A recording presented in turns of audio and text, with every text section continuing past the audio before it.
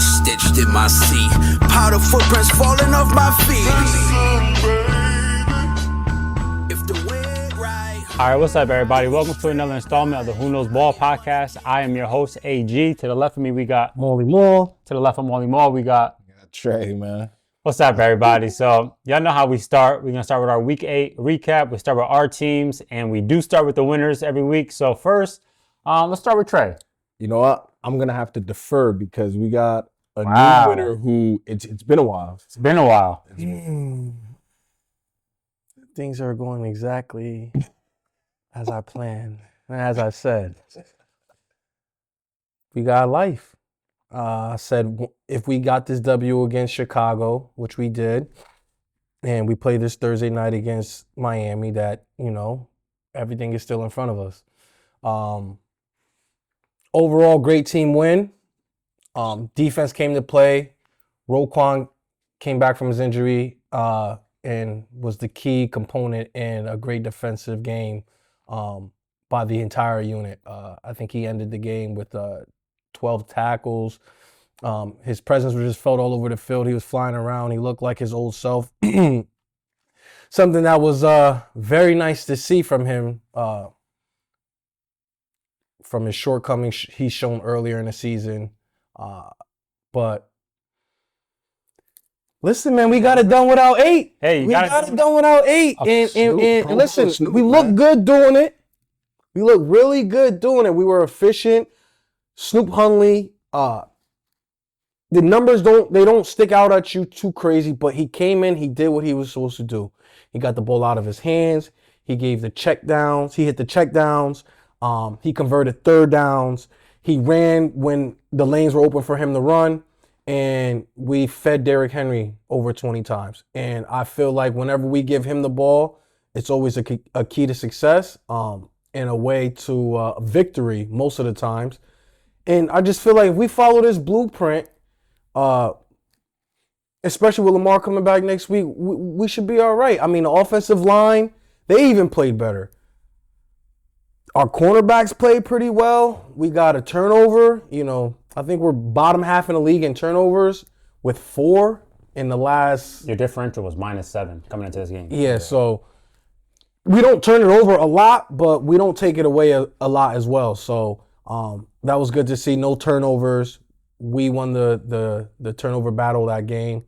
And I want to give a shout out to John Harbaugh, even though everybody, listen, it is what it is. Say what you say.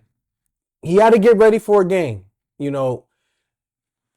Before people laughed about, where we headed. Was he the guy for the job? Is he on a hot seat? Should we get rid of him in the middle of the season?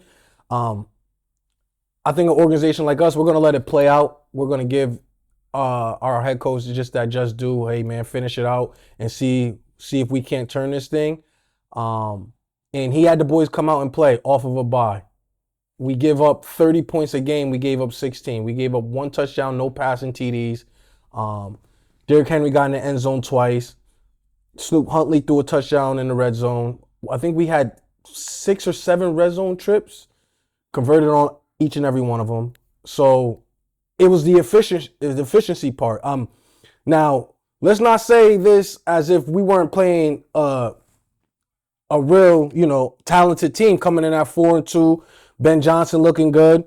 Caleb looking good. The run game was good, and you shut that down. So you want to give credit to the players because they came out and performed, but you also want to give credit to the coaches for getting you guys ready to come out and perform after what we've seen earlier in the season where we didn't. We were blown out at home with the Texans. You could say we didn't come out prepared. You could say the coach didn't have us prepared. A couple of fourth quarter leads we blew. So there's a lot of things that we can dissect and get into. But for the most part, I want to say I'm happy with the dub. We'll take it 30-16. I'll definitely take that. Now it's on to Thursday night, Miami, and the return of number 8. And if any showings of this defense and you put number 8 in there, it may be a long day for Miami. So I like where we're trending. The schedule gets a little bit easier for us. I think after Miami, we have a Minnesota team.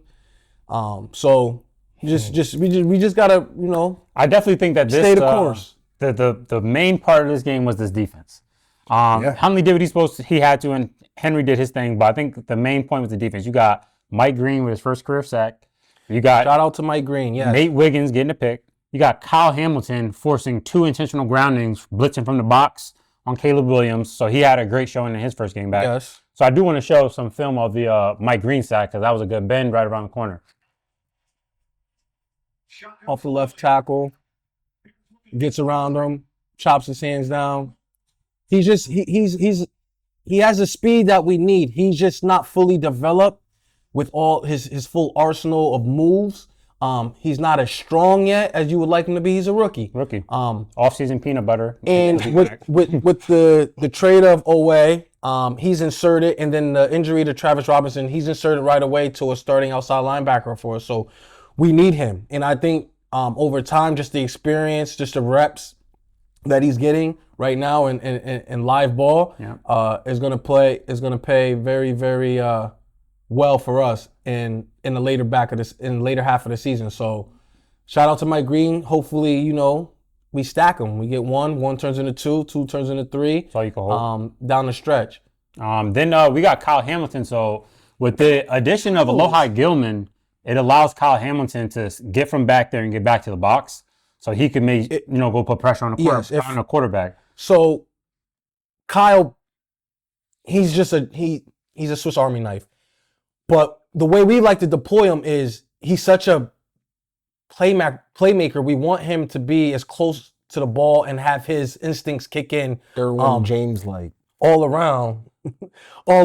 So when we, obviously Malachi Stark hasn't developed into that deep half safety that we need to just control and read everything. So we brought in Gilman from the Chargers, which, I wasn't too high on the trade, but I'm starting to see it. I'm starting to like what I'm seeing with him. He's physical, he's fast, he's a quick diagnosis of a play. He runs to the football, he's instinctive. So I like what I'm seeing from Gilman a lot. And Kyle gets to play at the line of scrimmage and be disruptive and make reads and tackles behind the line of scrimmage and grounding calls, because those grounding calls are usually sacks for him. So I want to say collectively, together, this was one of our best defensive showings of the season. I want to give credit to Orr. I mean, listen, when it's not pretty, it's easy to kick you when you're down, right? And kick you. But when you you get a bye week, you throw some other things in there, you change it up a little bit, you see what you got, you add players that you wouldn't add. I mean, even our undrafted rookie Jay Higgins got some play time this game. So he's letting everybody. I mean, we have nothing to lose at this point. What you've been asking for was manufactured pressure. You've been asking for that week after week, and that's what you haven't gotten. But like, you look at this play here by Hamilton when you blitz. Look at this. Boom! He hits the guard and forces a intentional grounding. Like, that is an athlete right there, bro. Like, boom. Because I would have freed up Roquan hitting that guard. Instead, I got to the quarterback. And this may be a little hot take. I think Kyle Hamilton is one of he's our best blitzer, but one of the best defensive back blitzers in the league. Yeah, I agree. 6'4", he's long. He sheds blocks that you probably wouldn't think he does because of his length and his size, but he does get off of a lot of blocks. And he's just very, very instinctive. He just has a knack finding the ball, going towards the ball, or in other words, the ball has a way of finding itself next to Kyle Hamilton.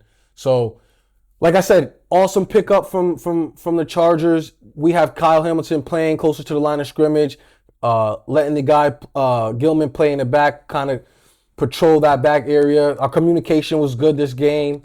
Not a lot of, I would say, not too many miscommunications. Miscommunications, letdowns, plays that I've seen in the past this season where everybody doesn't know what's going on. Like right here with Nate Wiggins, he's stuck to Rome like he's running a route for him. Like, this is what you expect from a first round corner. Boom. Like, that is definitely. I would love for him to, take it to the house. I feel like he stepped He out. went out of bounds a early. little too early. Too early, but he's like, I ain't got time to get hit. This is what we're waiting for, man. We have the talent, and we just want to, showcase it when the time comes. When your number's called, that's a good read on Nate. Sit, hit the in break, cut under him, make the interception. So collectively, I mean, we have it. It's been here. It's not like it hasn't been here. Even if you want to bring up last season, it's always been here. It's just that the inconsistencies, I don't know why we can't do this on a game-to-game basis or a quarter-to-quarter basis. We have showings, we have flashes. We just got to be, ourselves, man, and not let people think that they can move the ball, they can run the ball, they can pass the ball. Get back to our identity, taking it away, being physical. And like I said, we're 2 games from everything. We started off 1-5. You just be surprised what 1 win does. And we got a light schedule coming up. So I just want to, shout out my guys for strapping it up, going out there and performing, doing what they got to do, not letting another game slip away, not letting our season slip away. This could have been another game like any other game without 8. Yep. A loss. I thought y'all were going to lose for real. Yeah, no, for sure. So the way that we came out and competed, I'm proud of my guys.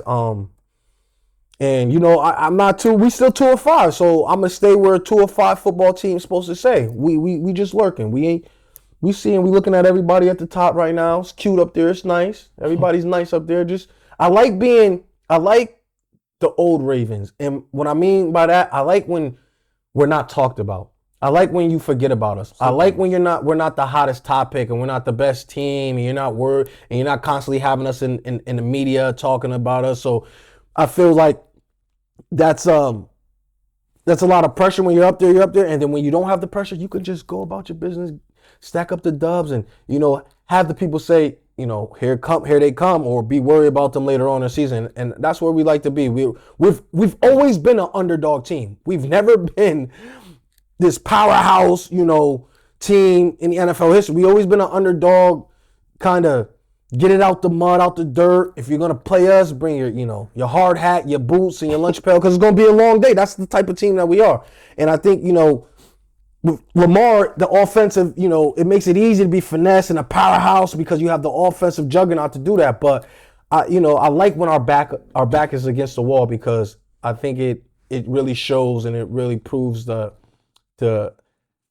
how we are as an organization, where you can't really count us out ever. I definitely respected that. Wait, was Tyler Huntley on this roster the whole year? He was not on this roster the whole year. So, yeah, when did y'all bring him? We grabbed him. We grabbed Tyler Huntley, I believe, 3 weeks ago. He was our practice squad, and then the second week last week he backed up Cooper Rush, and then this week we started him. So he was on the roster he sat for 1 week. Yeah. He was on the roster for 3 weeks, but this is a system that he knows. He's been a backup for Baltimore, I want to say, for over 3 or 4 years. So he knows the system. So it was just about getting him in. I don't think we should have ever got rid of him. I think he's the best backup quarterback to Lamar Jackson that we have. Cooper Rush, I don't know why we spent the money in that direction, as if we needed that type of quarterback for this type of system that you speak about a lot. Yep. But it's water under the bridge right now, and it is what it is. So we'll take the W. We're glad Snoop was on, on the couch when we gave him the call, and he was able to come out and perform. So it's what the NFL is about, man. It's every any given week type of game, type of sport. You don't know what you're gonna get at the end of the day, and what really matters is just executing and coming out and competing. And then if you can do that, then you got a chance. Exactly. Caleb reverted back to his old ways kind of in this game. He did not look too good. He had some big mistakes, interception at a costly time when they had a chance to come back. On his own 10-yard line, I believe. Interception came. So Caleb definitely took a couple steps back from where he was trending. The run game took a step back. So shout out to Baltimore defense for making it difficult to them. That was a way to step up. And they've been criticized a lot, and they came out and did their thing this week. Now, we are going to move on to the Los Angeles Chargers. Yeah, I mean, it was just pure belt, honestly. After that pick that got overturned, it wasn't a pick. If you think it was a pick, you're tripping. But after, from that moment on, it was just pure belt on behalf of the Chargers, delivering it to the Vikings. We held them to 164 yards of total offense, caught a pick, had 5 sacks. Like Maul was saying, the other half of that trade, Oweh had another sack, 3 sacks for him. Respect to him. He's doing it. Coming in, making an impact. I told him he was instantly our best. Like, since Khalil Mack is down, he's instantly our best defensive lineman right now. Arguably between him Got a and great Thule. deal for him. And Thule also another sack for him. Shout out to him. He's balling this year. Offensively, Justin Herbert masterclass, handled their pressure all night long. I believe he was 11 of 13 for 2 touchdowns against their blitz. The return. But I just want to point out to everybody, right? This stat has been going around all year about how we're so good with Joe Alt. Joe Alt couldn't beat out Rashawn Slater to be the left tackle. So we have a left tackle that we have not had one time this year who, you know what I'm saying? Like, things could be even better. You know? But you don't have him, so you know he's not coming back this season. So shout out to Joe being back, though, because, the numbers speak for themselves. When Joe's on the field, Justin has time. When Justin has time, good things happen. You know what I'm saying? I do want to just dive in real quick. Tamani Vidal, masterclass as well. So look at your boy right here. This is right there. Works 2 blockers. That whole area is blocked because of Alt. Of course. Fine line. When he's on the field, nobody's perfect, right? He give up pressure here and there, but overall, more often than not, he's going to win his matchup. Bro, every rep. 2 people at the same time. Every rep, you know what I'm saying? And watching him, though, it just hurts because to have him and Rashawn at the same time, just unfair. Yep. It could be something. Shout out to your boy also. Oh, of course, Rondé Gadsden. Another nice night for him. Another touchdown. And Justin said he's going to keep feeding them. So leads the Chargers in receiving yards. While missing 2 games, he's only got 6 on his belt right now. 64.2 receiving yards, and he's currently tight end 9 in fantasy and tight end 7 points per game. Salute. While missing 2 games. So still, that was a dot by Herbert. Let's just do that again. All night, everybody, literally, it was just whatever we wanted. Trey Harris sighting, we'd love to see that. Love to see a Trey Harris sighting. Get my boy in the end zone, man. There's a lot of speculation that with the lack of Quentin Johnston, what's going on there? I believe his days in LA are numbered for real. Why? Why don't you just have him? Why do you need his days to be numbered? Why just trying to need him because we also just drafted 2 other receivers in Trey Harris and Keandre Lambert-Smith who they've shown some stuff. Yeah, but what if Trey Harris rolls his ankle week 12? Keenan. You have I'm saying still. My whole thing is you have depth. You have depth. Correct. Right? Correct. But you don't have. All jokes aside, I don't think anybody. I think he still has time to show you that he can be a good wide receiver. Sure, so I don't feel like you should give up on him. No, it's just a personal vendetta against him. Done. I'm done with him. Done. I don't 2 care. years? Shout out to him, yo. I'm rooting for you. Do you just want your org to get something well. for him? Is that what it is? You don't want to just let him walk in free agency. You want your org to at least get a pick for him. Is that right now? His value is at the That's highest what I'm it's saying. going So to be. you would rather So get something something back. Okay. Right now, we have some other needs. We need some offensive line depth way more than we need wide receiver depth right now. Nobody's giving up offensive linemen. Yeah. Not starting caliber ones. Not really good starting caliber ones. So if you want teams that are in trouble right now, like the Browns. You know what I'm saying? Joe Bitonio, you know what I'm saying? A guy. The Dolphins right now, they don't really have anybody, but they might have, you know what I'm saying? There's guys that could provide a little depth for a low, you know what I'm saying? But then also, we need help at the running back spot, although Vidal's showing out. Watching y'all play Minnesota, I can't wait to play Minnesota. Oh, and it's only going to get worse because, this is a later discussion, but what they did to Carson Wentz, why did kept it's actually going to be investigated because sending him out there after they said he fractured his shoulder socket and tore his labrum in his left shoulder, and they sent him back out there when they have a healthy first-round pick as the emergency quarterback. So, like, there's something going on in Minnesota right now for sure. So if you have them on your schedule, shout out to you, because that's easy ones. But I need that. It's a great dub, though. Right now, we're at 5-3. We got Tennessee next week. And then after that, I don't want to look forward, but I'm looking forward because we got Tennessee next week. And we got Pittsburgh. Yeah. That's going to be, we'll be 6-3, hopefully. That's going to be like a pivotal point in the season. Must win, obviously. But I'll be interested to see where we're at then. No, it makes sense. That's definitely a good win. Herbert showed out. Yeah, Dallas showed out. Everybody showed out, that's what I'm saying. It was both sides of the ball. RJ Mickens, first career pick. Shout out to him. I mean, it was just that type of night, you know? Definitely all you could ask for, to be honest. On the other side, the Vikings just really look bad. Trying to trust in Wentz right now, I don't understand you guys' game plan. The offensive line was horrible. Horrible. He was obviously injured going out there, so he just muscled it through and got through the entire game. I mean, they took him out at the end of the third quarter. I mean, but they finally, but like, it was almost that, like, I think they got a call from like the office that they had to take him out, bro. It's going to be investigated. Actually, the Vikings, they in some hot water. They got a lot of shit to figure out. They got to figure out if JJ McCarthy's actually the guy. I don't think he is. I think they know he's not.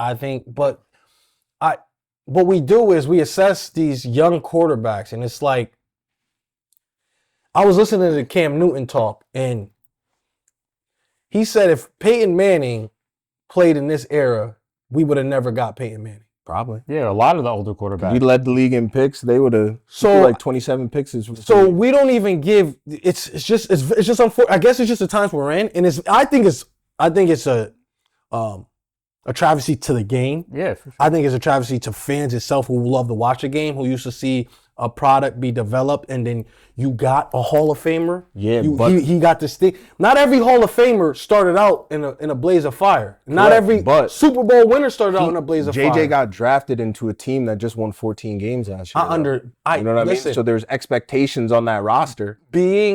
I understand that. So when it's not working, it's got. At the end of the day, these guys, and I think we get spoiled a bit because we get a Jaden Daniels rookie year, then we get a TJ Stroud rookie year, for sure, and then we get all these rookie years, and then we ask what do they look like after their rookie years, and it's like, oh, teams caught up, got some tape. These kids were able to play off of just instincts and throwing and talent, and now we got tape on them, and they haven't developed, they haven't read coverages, they don't know how to break down the disguise of a defense, of who's coming, who's not, who's the mic. But that goes all the way back to our conversation the other day. The development from college with quarterbacks into the league is not as good as it used to be. They're not developing, and they're not taking the time. They don't care about it. But that's also another thing is because nowadays everybody wants to emphasize your rookie window, your rookie contract window. So that's another thing. That's what I'm saying. So they want to maximize everything around you, and they think that during your rookie contract you have to be this superstar to get us a bull on that rookie contract. You kind of do because you're cheap. Yeah, you're cheap. Unless you're like Brock Purdy, right? Where he's what we're talking about. That's what they expected JJ McCarthy to do, right? We got probably the top 3 receiver room for you in the league. Mm-hmm. We got a defense for you, a defensive coordinator, a head coach, an offensive mind head coach. You got everything for you, bro. So we just need you to just go be, you feel me? Go be okay. We don't even need you to be like great. We speak about it like it's easy though. Right. Like that's being what it is. Okay in the league is hard. To be the 15th best quarterback in the league. Just to hard. Deliver the ball on time on a consistent basis is hard. Facts. I think it takes repetition. I think the windows are smaller. The game speed's faster. I think these guys need to, even in college, and I give an analogy, it's like, okay, you have your standout freshmen, your 5-stars that you could throw on, but then you don't see guys until they pop up junior year, and you're like, oh shit, that dude's nice. I didn't even know he was on the squad. Oh, he was behind so and so, developing, getting the game reps, seeing it live, and practicing and developing those skills. So when he got his call junior year, his senior year, he was ready. And I just think that The NFL right now is more like you guys are right. It's like win now, rookie mode, that's rookie everything, contract that's mode. everything. It is just, but this is brand new. I've never heard Instant win on your rookie society. contract Instant within the last gratification, bro. only within the last 10 years. Facts. Nobody was thinking about that. Now, mind you, the contracts for the quarterbacks have gotten out of was just control, saying, and that's that's what it is, though. But if that's the market, that's the market. That's the league, and the owner's job is to figure out a way to factor that in without having that being such a big problem where we can't fill out an NFL roster. But then though, you have like it's another conversation about the owners because it's like, all right, bet. Am I the guy who will pay? Like, I don't care. Bet my quarterback needs to get $50 million a year. Bet whatever. That's what he's gonna get. And then you got the guys who are like, I'd rather divvy that up, build everything else, and pay my quarterback a little $30 million. You know what I'm saying? So like, I just think that in this day and age now, we're just paying quarterbacks because you play quarterback. exactly. And that's what type of owner do you have now, right? You Do just I want to pay this dude who is just a quarterback, right? you just and it's unfortunate for teams, and teams find themselves in situations That where you get they're cooked. where they're sitting And they on it get and they're cooked. like, damn, Yeah. all this Russell money I Wilson. gave out just because I had a quarterback that's kind of okay. Russell Wilson. When we in Denver. never used to do that in the NFL. Not even Russell Wilson, even like a I'm saying Tyler in Murray, Denver. even Yeah. like a Trevor Lawrence. Yeah. Why are you shelving out top money to these quarterbacks that have, okay, they're a quarterback. They're a franchise starting quarterback. That doesn't mean they deserve Lamar Jackson, and you got to rewrite the record books or the market with these guys because they play quarterback. And I just think it does your team a disservice. Now, when you were Lamar Jacksons, the Josh Allens, the Patrick Mahomes, and such, and that's you're the star. This team don't move without you. I am the main attraction. I am the main event. You can't put somebody else in here to duplicate it and make it look any better than what it is. And actually, if you take me away, it shows the deficiencies that we have as a team, as a unit, as if I wasn't your quarterback. Those are the type of people that need to get paid. And I only think there's a handful. I don't think there's 10. I don't think there's 12. I don't think there's 13. I think there's 4 or 5 guys you pay like that, I'd just say like on the 7. defensive I'd say end. like 7. No, just like on the defense. Like 7. Like even on the defensive end. Yeah. You don't have 100%. 11 defensive tackles making high defensive tackle. You get what I'm saying? Yeah. You got the high guys making it. Even the wide receivers, I feel like when they get theirs, but even if you look at the wide receiver market, even if the top fives are guys who contribute, who always contribute, who are at the top of their game, who are the best in the game. Christian Kirk came and fucked the game up though. If you don't remember Yeah. his contract, There's been a bunch of guys. This is the only one I feel like you could put in there where the contract doesn't have to actually meet the production. Facts. Receivers more so it does. I think every other position more so it does. Yeah, for I don't sure, think you for become sure. the highest defensive paid player without something to back that production to back it up. Facts. Quarterback, you could become the highest paid quarterback with no production to back it up. True. Nilch, 0, none. Not even a little bit. If you're my quarterback and I draft you in the first round and it's up for contract, I'm gonna pay you. Yep. And it's just unfortunately just how it is. More scared of being in QB purgatory, so they trap themselves with the person that end up in it. You know, this is how it is. Very unfortunate though. Yeah. I mean, very unfortunate if it happens to your team because Praying for the Vikings, yo, for real. Yeah, definitely pray for the Vikings. They're going through a lot over there. But that's a great win, Trey. Yeah, I definitely a appreciate great y'all win. boys, man. Get the climbing. wheels back on, man. Yeah, back on track. With a panic button now. It's on the shelf right now, actually. I feel Yeah. good right now. You should feel a lot better right Feel now, good. to be honest. But then you got to think your division is also doing their thing. Yeah. But we'll see them again. Yeah, you definitely will. We just need to keep doing what we do. So when we see them, we'll be in the right position. You know what I'm saying? So Chiefs looking like them. Listen. yeah, Chiefs everybody, Denver, everybody, except for the Raiders. I'm not too Exactly. Same about here. Denver. Same here. But the 5 team in a I'm row, worried about. They're on 5 in a row. They're finding a way. Yeah, You know what I'm saying? for sure. So, And when was that last loss? and that defensive line against that beat up offensive line, sometimes it could get spooky. Yeah. When was that last loss? Oh, against y'all. Oh, all right. Me personally, I I'm just just don't. checking. And I'm sorry, and maybe he writes it wrong because I looked at his stat and he does have the most touchdowns from his quarterback class. I'm still not a believer in Bo Nix. There's something there that I'm not. But I don't ever cancel nobody else. So I'm giving him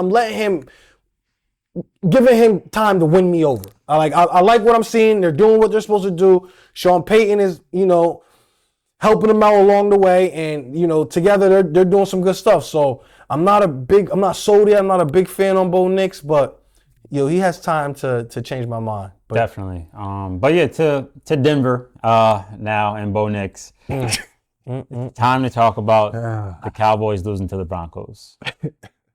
All right, so we just suck. We are not a good football team. Like, we are top heavy on offense, but the defensive side of the ball, it's embarrassing. We start the game with an interception, and you get a little bit of false hope. But even though you get that interception, you're marching down the field. We get to first and goal, and we have 1 yard to go. Actually, we are third and goal with 1 yard to go. We get a false start. It's 3rd and 6 now. We miss that pass after that, and then we take a field goal. We cannot take field goals. The way that our defense plays, we have to score 7 every drive. So we start off with a field goal there. They get the ball back. Easy 5 plays, touchdown. We get the ball back. We're pressured. We get a penalty. That drive is ruined. Punt. The next drive for the Broncos, touchdown. Our next drive, 7 plays, punt. Their next drive, they punt it again. We get it. We get a touchdown. Then the rest of these drives by the Broncos, touchdown, touchdown. Field goal, touchdown, touchdown. Punt to end the game. 5 of 8 drives, they scored. Like, our defense can't stop a nosebleed. It's honestly so hard to watch these guys week after week. Last week I said I can't gauge the defense because of the Commanders and they had Mariota playing. So I couldn't get too hyped about the defense. I couldn't get too hyped about the defense in the Jets game because of who we played. I always say I need to see the competition. Once we play some competition, we get fucking boxed. And like, it's honestly horrible.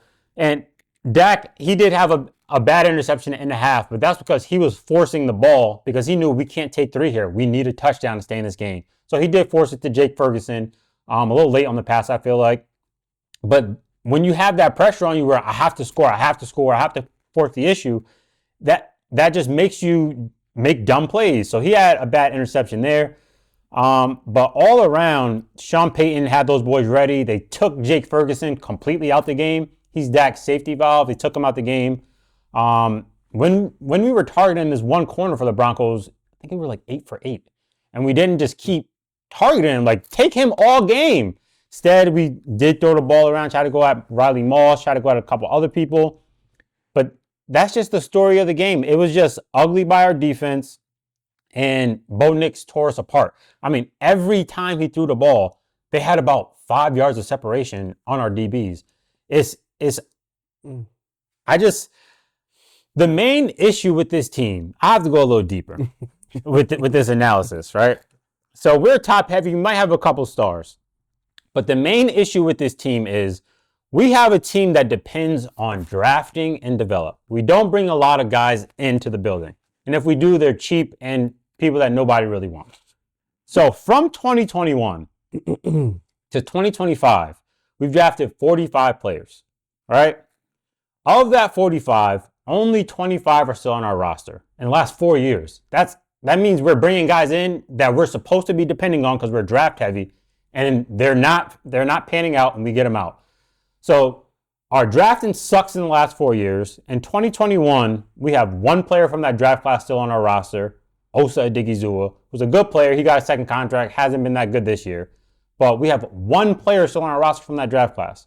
2022, which is probably the best draft class that we've had in recent history, we have 6 players still from that draft on our roster. 4 of them are starters. Tyler Smith, Jalen Tolbert, if you want to call him a starter, he's a wide receiver 3. In my opinion, he's ass. And then you have Jake Ferguson and Deron Bland. That's okay. I'll take that.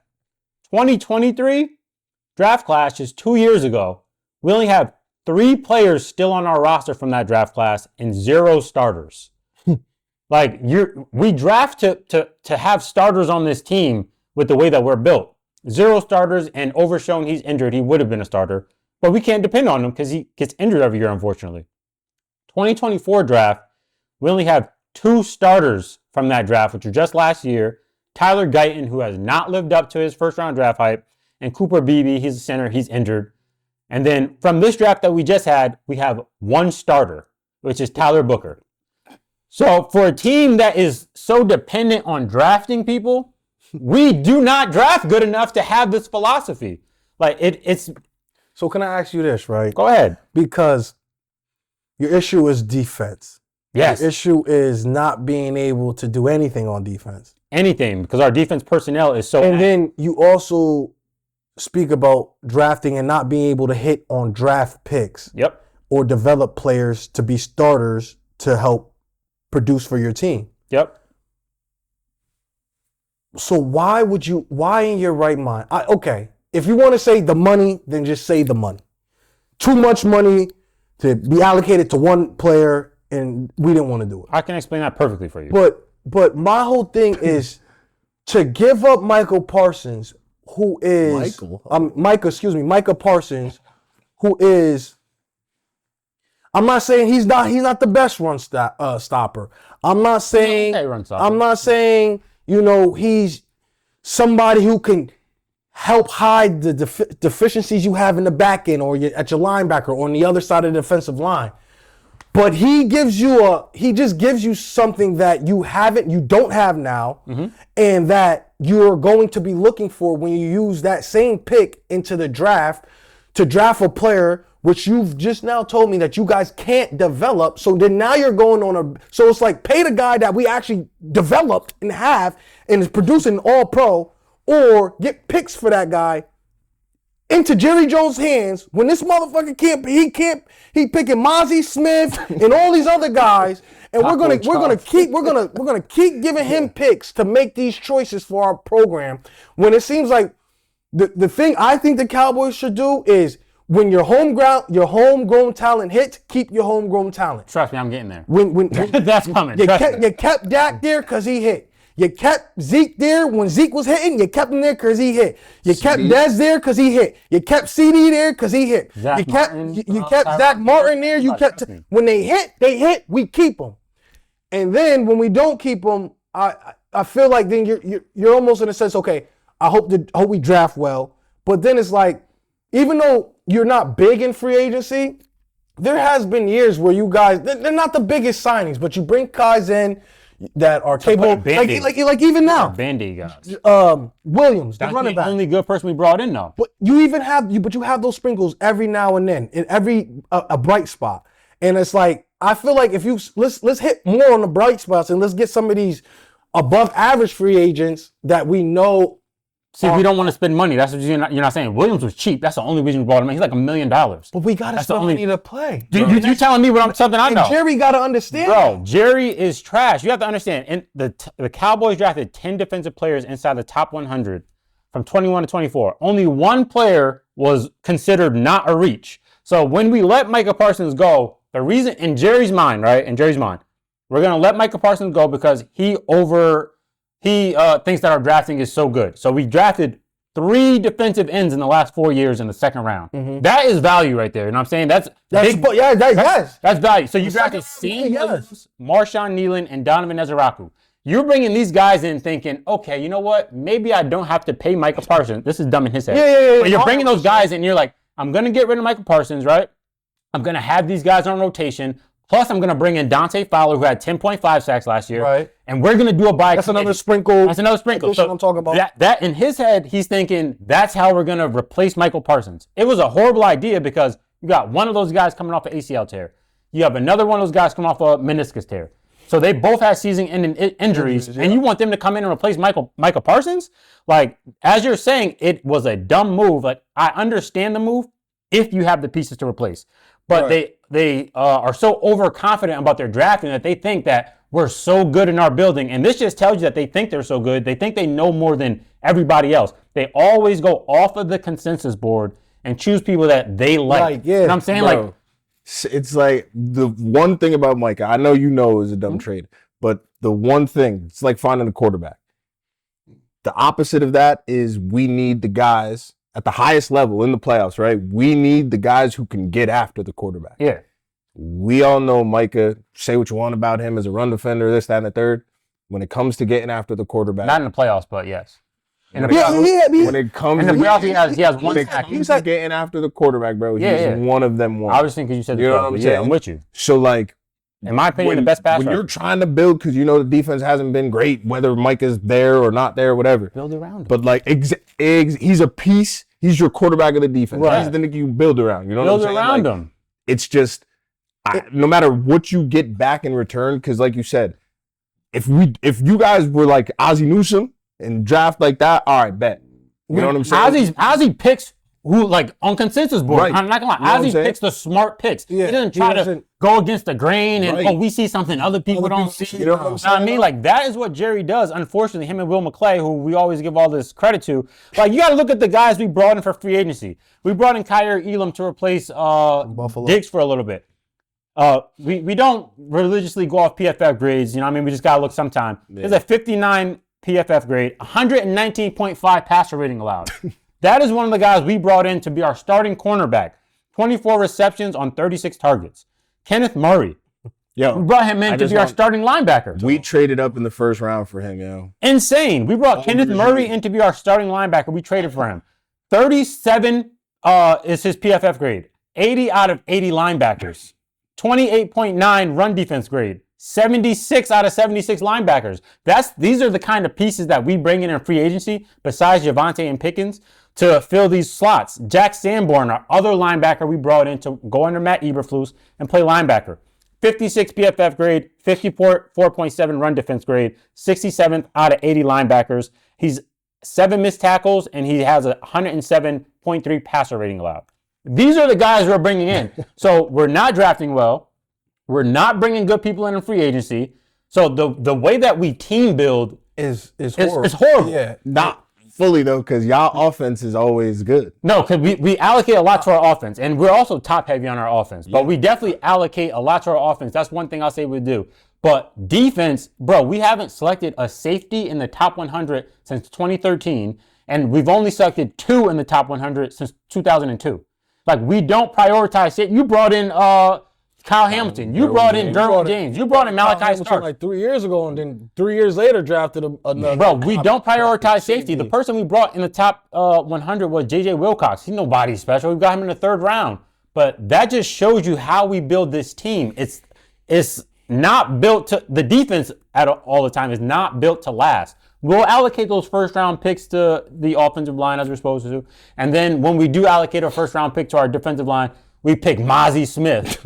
Like Taco Charlton. Like, where's like your analytics team that tells you that we don't, like, there should be, you guys, and Jerry got money now, so he should be able to do this. Yeah. Tell me where I'm good at, tell me where I'm bad. Tell me what, should I go trade Michael Parsons for a draft pick when I'm horrible at drafting, or should I not? And there gotta be some sort of structure or plan in place where this guy can't. I mean, he's the owner, he's the boss. He's gonna do whatever. He's the owner and GM. That's the problem. If he was just the owner, it would be straight. I mean, me personally, I mean, everybody has their own, ego and macho and their bravado and this, but like, if I'm wrong and I've been wrong for a little bit, and I want something to be great because he's tasted greatness before. Why wouldn't you? I would love somebody to help me. He's got billionaire brain. He's got billionaire brain, bro. When you're a billionaire, you don't think anybody who's not a billionaire can tell you exactly that. Like, he runs it exactly like Correct me that. if I'm wrong. The reason why the great times ended was because Jerry didn't want Jimmy Johnson being the man. Yeah, well, that was one reason. That's definitely one reason.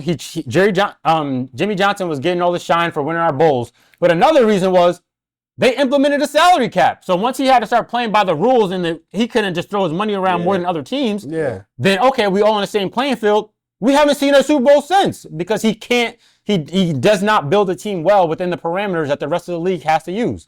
And even as you were just saying, why don't we pay people? Just look at the history of people that we paid, but we brought them through the mud to pay them. 2015, Dez Bryant, bro, we went through a disgusting contract dispute with him. Oh, yeah. 2018 to 2019, DeMarcus Lawrence, another homegrown. Dragged him through the mud, tagged him twice, didn't want to give him his money. 2019, Ezekiel Elliott, he had to get dragged through the mud. He sat a couple of games on, I'm pretty sure, in the beginning of the season because he couldn't get paid. 2020, Dak Prescott, we went through a contract dispute with him. 2023, Zach Martin, our anchor, even went through a contract dispute with the team. 2024, CeeDee Lamb had to hold out. 2025, Micah Parsons then held out. And we typically end up we'll pay the guys at the top of the market. But the thing with Micah Parsons' dispute was Jerry had a backroom deal with Micah Parsons, as so he thought. And when Micah Parsons' agent got involved, Jerry felt like he was backstabbed. No, pay him what he's supposed to. You're not you talking to him in the back room anyway. This is bro.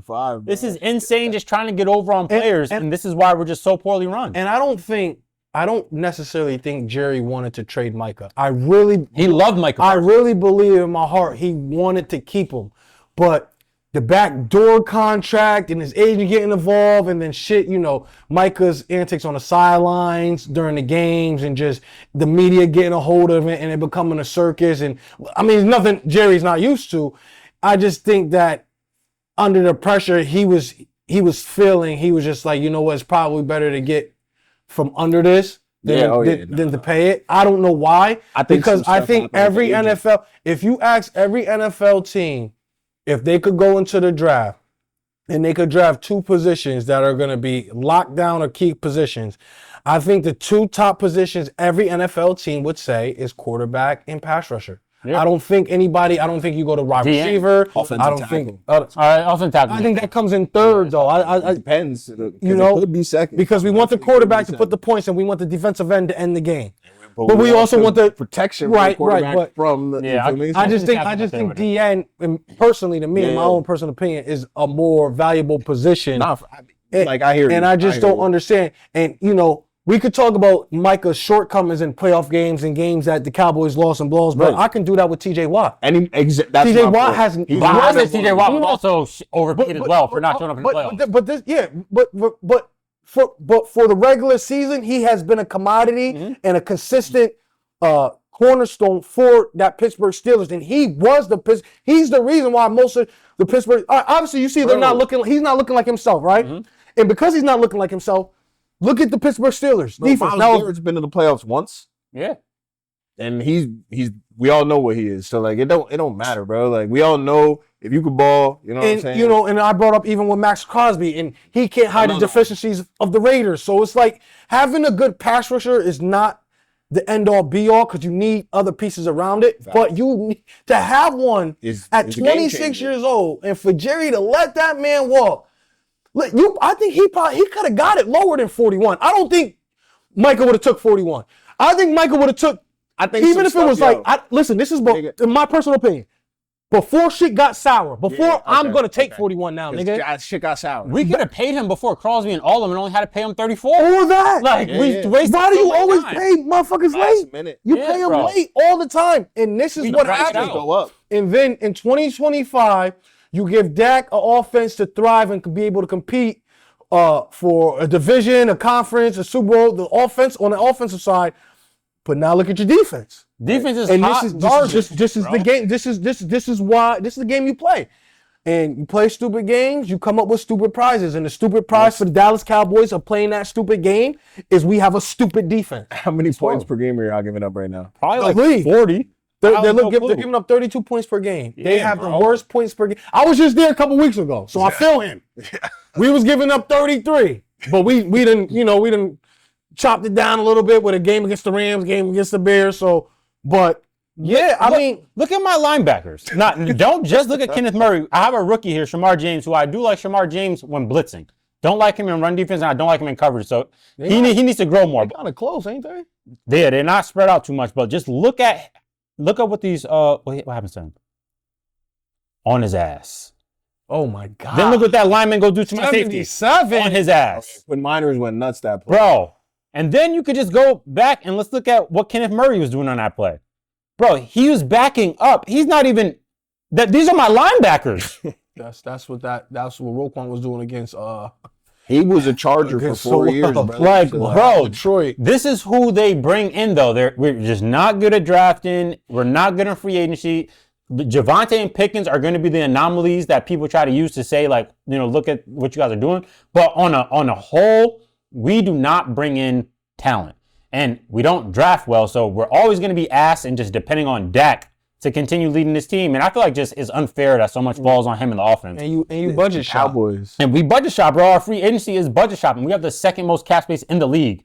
Like, this is insane that we look like this. Like, and also with the Micah Parsons trade, I still, once again, I understand it if you had people there to step in.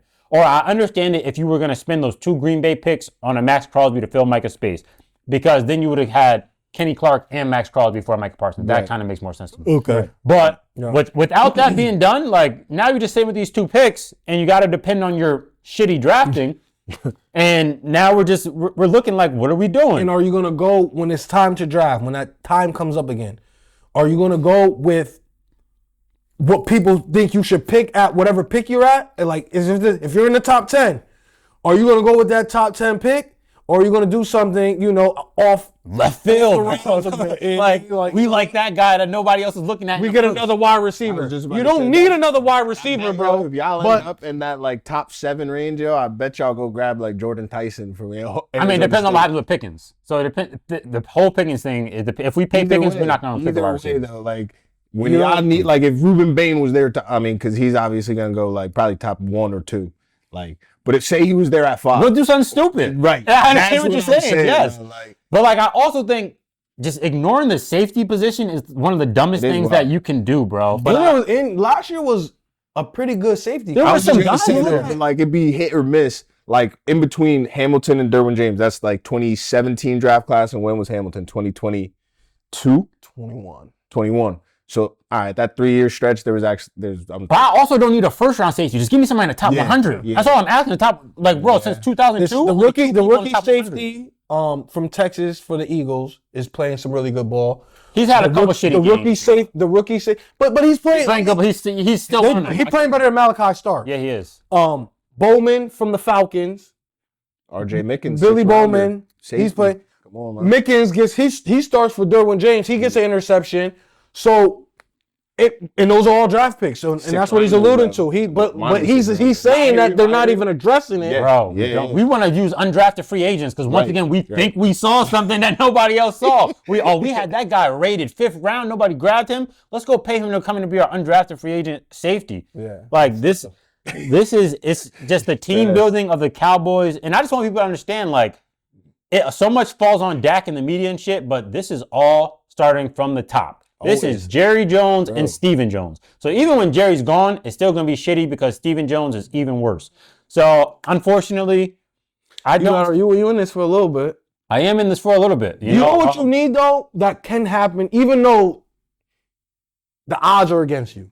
What? All you need realistically is, and I feel like this about a couple teams. Just one, good, solid draft class. I know it's hard for you to think like that now. I feel bad. But like if you those 2 first-round picks, even if you could just get it right, just once. Well, this right now, unfortunately, you know what I mean? Because if you're high and you get Caleb Downs and he's Caleb Downs, and then you go and you get I'll take the linebacker from Ohio State. That's what I was just Avril. Oh yeah, I forget Avril. I forget his last name. Reese. Tough. Or you go get the cornerback from Clemson, AJ Terrell's brother. Or you go get one of these defensive linemen from Clemson. Or and then you pile them together and it's not that it can't happen. It's just that you just need it to happen. You need to be right on. Bro, the way the Rams just built their team with the young defenders. And they got 2 guys off the same team that were graded. And the wild part is, me and you had a bet, and I lost the bet because they took the Alabama player first. Dallas Turner. No, but who was the offensive lineman they also took from Alabama that year? There was J.C. Latham maybe? Somebody over Jared Verse. Oh yeah, and I told him it was J.C. Latham. And I'm telling him, I'm like, yo, Jared Verse going before. Well, no, he's not. No. And he went 18, 19, and you just you gotta be you want to be first, you want to be right. But sometimes, man, listen, you go dip in the well. Just the production. Does the talent match the production? Does the talent match the production plus the level of talent that they competed against? But yeah, right now you're in like a horrendous spot. That's why I feel bad because like right now, for real, y'all should blow it up. Like take your foot off the gas for real. Like you know what I'm saying? Blow it up, like, but you don't never want to lose years. You know what I mean? Also, blow it up. How you're off? I mean, just like no Dak? No. No. I'm saying like start tanking. You know what I'm saying? For next the year. pick. I mean, I don't think we got a tank, nigga. We're gonna lose regardless. Like it's gonna look like a tank. You're gonna win enough games to you're gonna be in like the 11th spot, like the 10th spot, instead of being in that top. I don't know if we're range. gonna win enough games now with our schedule, bro. I know it's our schedule, hard, but you still have some wins coming up. Like 2 more with this defense, bro. And Dak might get you 2 more than that. I don't know, bro. Yo, telling your offense that they gotta score 30 every game. But they even though they are capable of it, and they do. But asking it of them, I mean, we asked of it. Listen, we asked of it of Joe Burrow last year. Yeah, and you see what happened with him. So with the Cincinnati Bengals. So it's asking. Do you tank? Much, do you still stay afloat? Do you try to be competitive to win games and see where you're at the end of the year? Do you know that this defense is not going to get you to where you want to go regardless? Right. So what's the point of waiting till the end of the year? But you got Dak, so it's never over. You know what I'm saying? But it should start. In my mind, the playoffs is over. 3 weeks ago, I said the Cowboys had a chance to make the playoffs, and then we lose to the Panthers, the Bears, and one more. Who was Broncos? So two of those teams I thought should have been instant wins where we would have gotten playoffs. Yeah. Now I can't say this team's making the playoffs, especially with the way the NFC is playing. Hell no. But it's looking slow, especially with our schedule. It does not favor us making it. So I don't think we'll be there now. I do think next year we need a new defensive coordinator. Unfortunately for him, though, is this his first year? Yeah. Mm-hmm. The only thing I'll say for him is he took this job thinking he was coaching Micah Parsons as well. Facts. Know what I mean? Yeah. Thinking you have Micah Parsons on that side of the ball and then just realizing that your starters are now Sam Williams, maybe, and Dante Fowler, that changes things. So let me ask you this about your defensive coordinator. Mm-hmm. Is it him? Because you show me film, and I'm looking at the film, and the defensive play is called, and I see Kenneth Murray running away from the ball. That's not. I told you, bro. If it's run attack, if I can only imagine sitting in the defensive room, and this is all defensive. If it's run attack, and then you watch it on film, and you're like, well, why isn't that man attacking? And then why is he the defensive? Listen, I'm not saying I don't know too much about your defensive coordinator.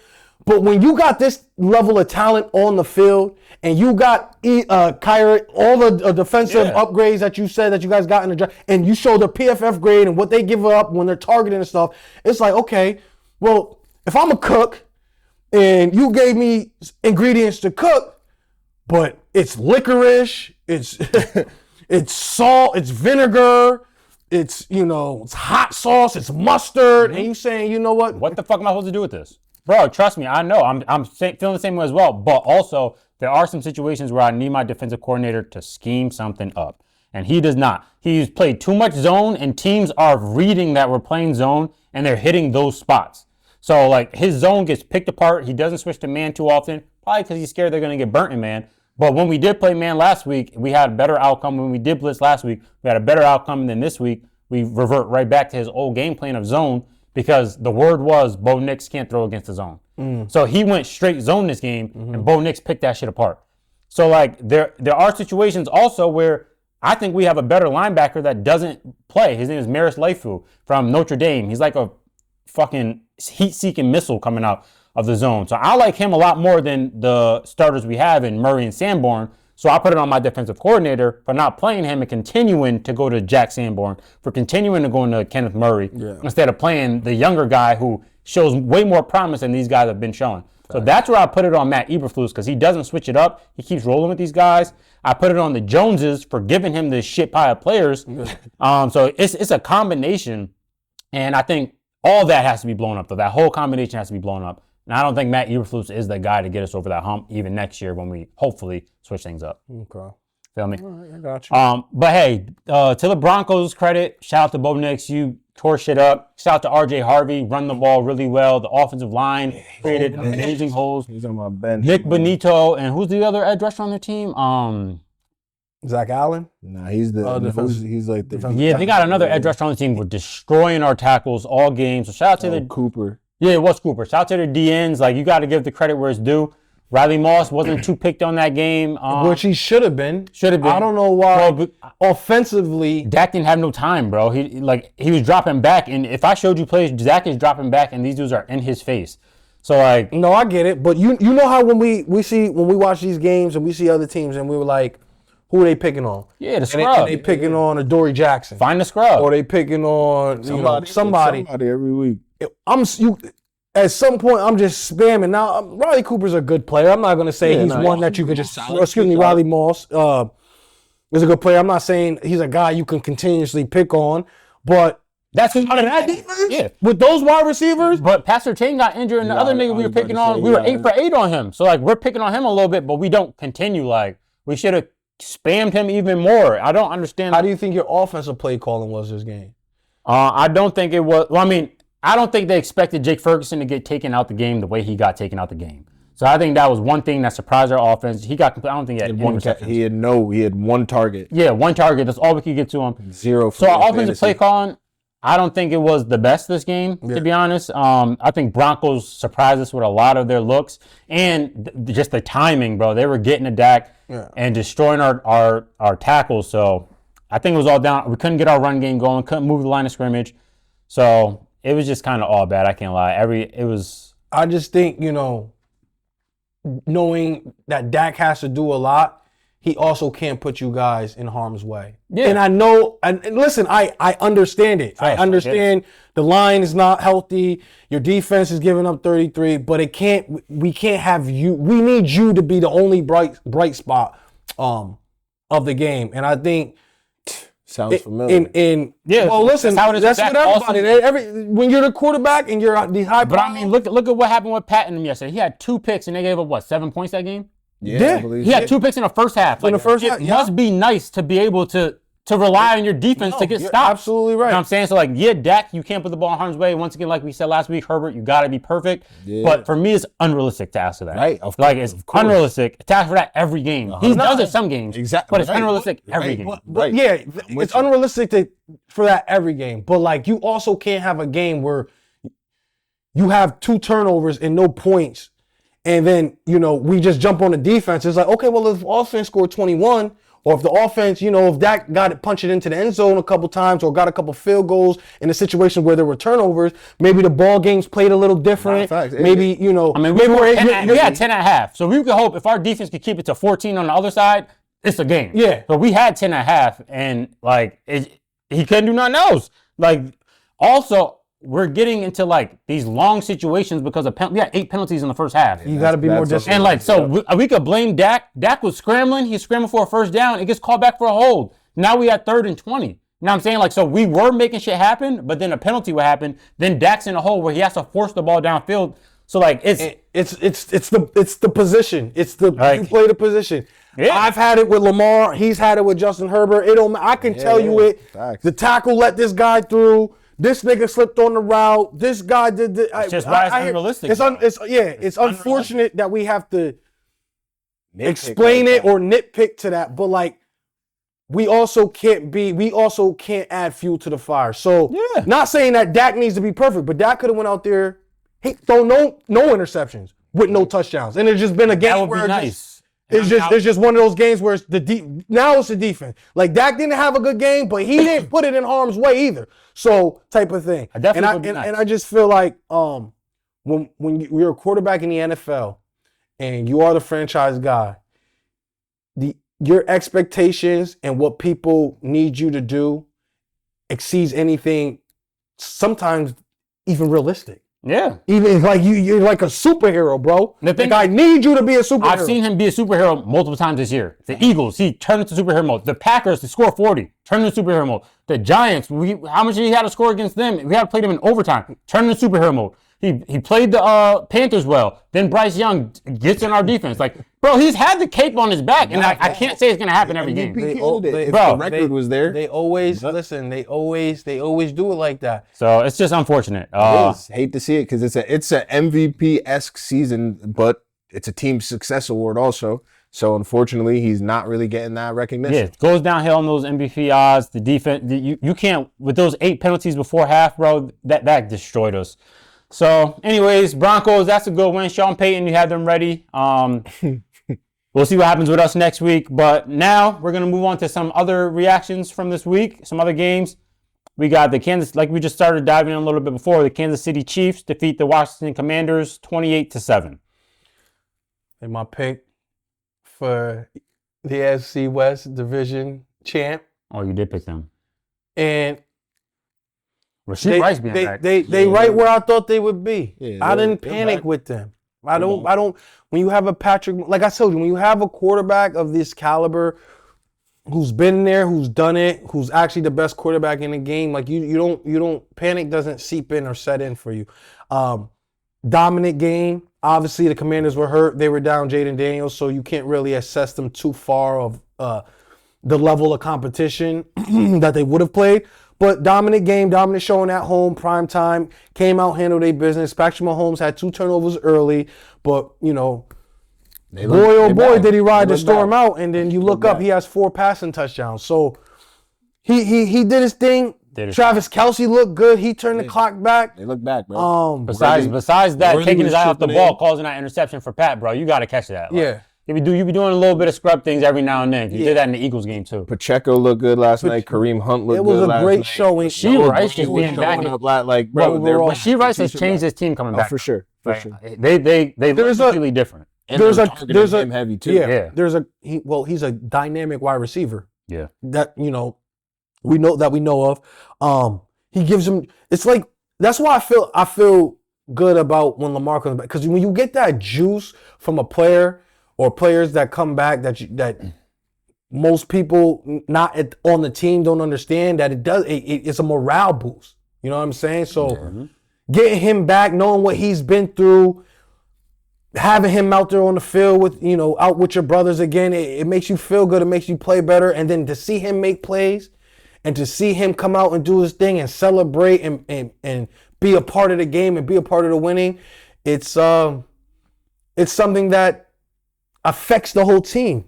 The offensive play calling, the defense, when they see him make big plays. So him coming back was a cherry on top of what they already had going on. Obviously, they started out the season a little slow. Yep. Patty was under a lot of scrutiny about, is he digressing? Is the Chiefs the Chiefs? Is this and that? Or we don't really see 300-yard games from Patty no more. We don't really see these 3 touchdown games from Patty no more. And he's, back to himself, spreading it around. Everybody, I think Kelce had 99 yards. I think Rice had 90 plus yards receiving. I think Juju had a few receptions for the game. Plus receptions too. So, and they were just spreading it out. And then Kareem Hunt, he does what he needs to do for them. So just all around good game from the Kansas City Chiefs. Patrick Mahomes is Patrick Mahomes. Andy Reid is Andy Reid, and they're going to be there when it's all said and done. And they got a big game coming up against Buffalo. And I feel like if they get this W at Buffalo, look out league. Yeah. And I'm serious, look out 1 seed. Realistically, look out. They only 2 games behind the Colts, and the Colts got a pretty good.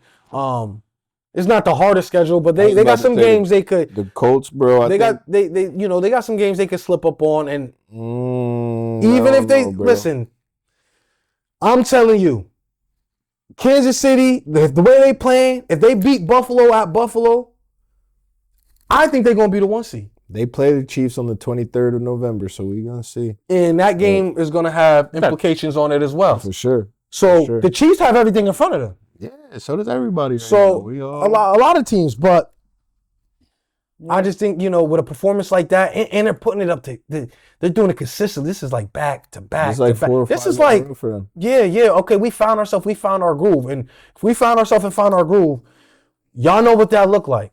And last year, I believe they went like 15-2. Yeah. And there was no groove to be found and no real consistent. And they went 15-2. So look out if they found their groove and they're hitting on all cylinders right now. And even Patrick Mahomes said, last year, the season, we went 15-2, but this year it's a lot more fun. And I believe he said that is because he's becoming his old self again. I'm attacking the offenses. I got playmakers on the outside.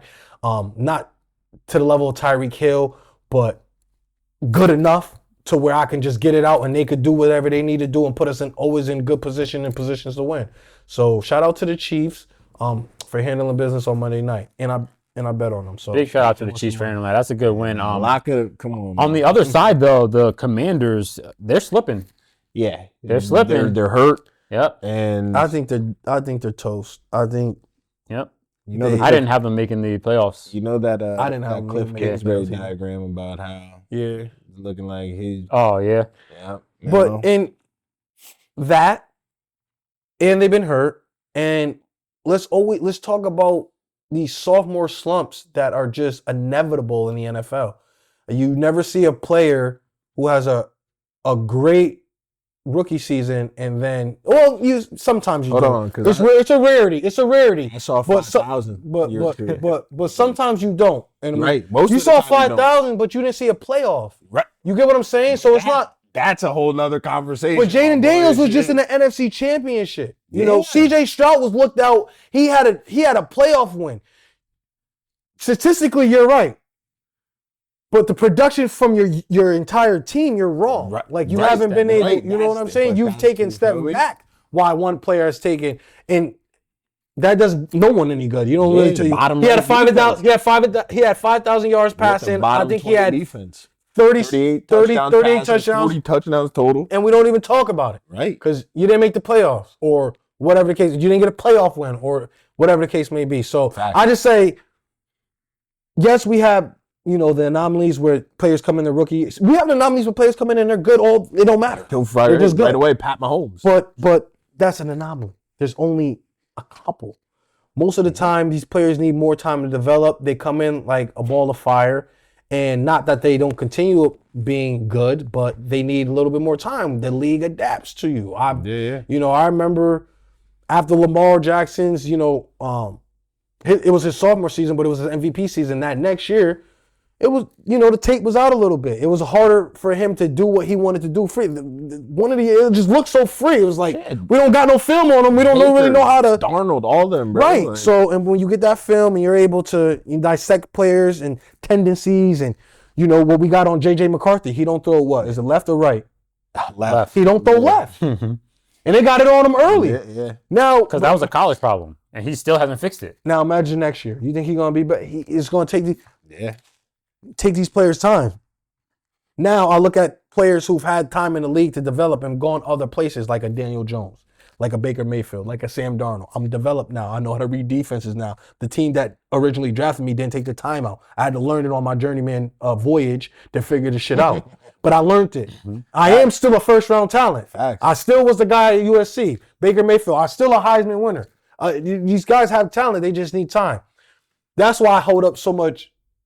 I'm giving so much grace to Kyler because I still think he could do that, but Kyler's one of those guys that got overpaid too. Since you want to get right, absolutely. I said Kyler, Yeah, Trevor Lawrence, and all these guys. So, But you just got to give the players time to develop, and sometimes it's not the right system, and sometimes it's not the right coaching that we need to look at sometimes. And system, coaching, and what the organization is bringing. There's so many factors that go into success, bro, that nobody really wants to talk about. We just look at numbers and wins. And so this much and that. factors. But like, that's system, not all. It's not that organization, easy. It's all that not that shit. black and white. So like, but good win by the Chiefs. Yeah, great win by the Chiefs. Y'all looking like y'all back. definitely back.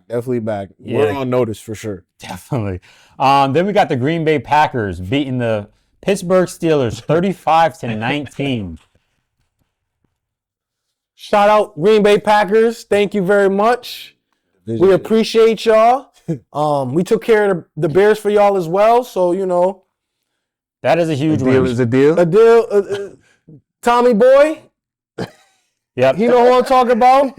And We got to give Jordan Love his credit. yeah, we gotta give Jordan Love some love, man. 360 yards, 3 touchdowns, and no interceptions against the highest paid defense in the NFL. Balling. Straight completions, all that. Balling. He had a Craft. Tucker Kraft is looking like one of the best tight ends in the league. He was picking what round? Was it third or fourth? Might have been third or fourth because it was after they got Musgrave. Pick. So he's looking like one of the best tight ends in the league. Their defense looked pretty good. Micah, another Micah. stack. But the thing about the Packers is they have a unit for Micah to work with where even if he's not there, Rashawn Gary is getting you. Right. Wyatt is in the middle game. But you got in the back end, McKinney is lurking back there. But Micah gonna get his. He gonna Always. Micah always going to I get was with Dallas. I ain't gotten really. I did it over there. I'm doing it here with a better supporting cast. I'm just gonna do it. It don't really matter where I'm at. So shout out to Micah. Green Bay defense, I mean, they really, Aaron Rodgers, he had an okay game. Yeah, the Pittsburgh offense isn't the too first much. half of that game, I want to say Pittsburgh showed some control, was probably feeling good. But Green Bay went into half, made some adjustments, came out, turned up the heat on them boys. I think they scored about 20-something in the second half. And next thing you look up, it was a blowout. So Green Bay right now, number 1 in the NFC. Yep. 5-1-1. They look like, they're gonna be a tough out, especially if Jordan Love plays with this kind of intensity, and his confidence, and he just goes out and he lets the game come to him. They're gonna be scary. They're gonna be real scary. And Jordan Love, I think that score was 35-25. My bad. They scored 6 at the end.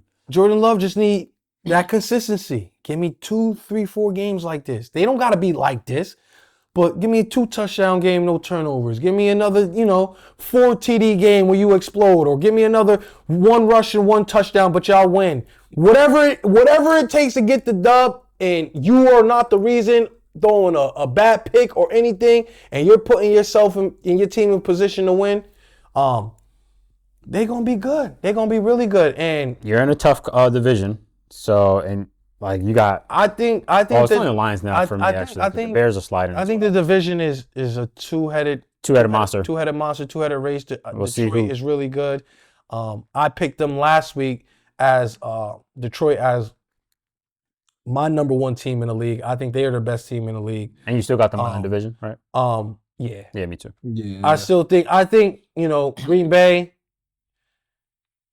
I think Green Bay is good. They're going to be there. I think it's going to be a dogfight to the end. It's honestly, it could be a toss-up, but I like Detroit a little bit more still, just a little bit more. Now, Green Bay keep doing what they doing. They keep adding up all these dubs, and they handling their business. It's going to be hard for Detroit to keep up as well. So, shout out to Green Bay. They handled their business. They took care of the Steelers for me. They brought the Steelers a little bit closer to where we at. So hopefully we can climb, and when it's all said and done, we where we want to be, or we close to where we want to be. For sure. I think it's time we have a little discussion. Can we talk about who? The Steelers defense? Steelers defense. That's where I was going. I think we have to talk about the Steelers defense. It's the highest paid defense in the league. TJ Watt has been a shell of himself the entire season. It's a bunch of names, bro. Cam Hayward has been a shell of himself for the entire season. Jalen Ramsey had some good showings early, but as of late has shown that and it pains me to say this because that's my boy, Florida State.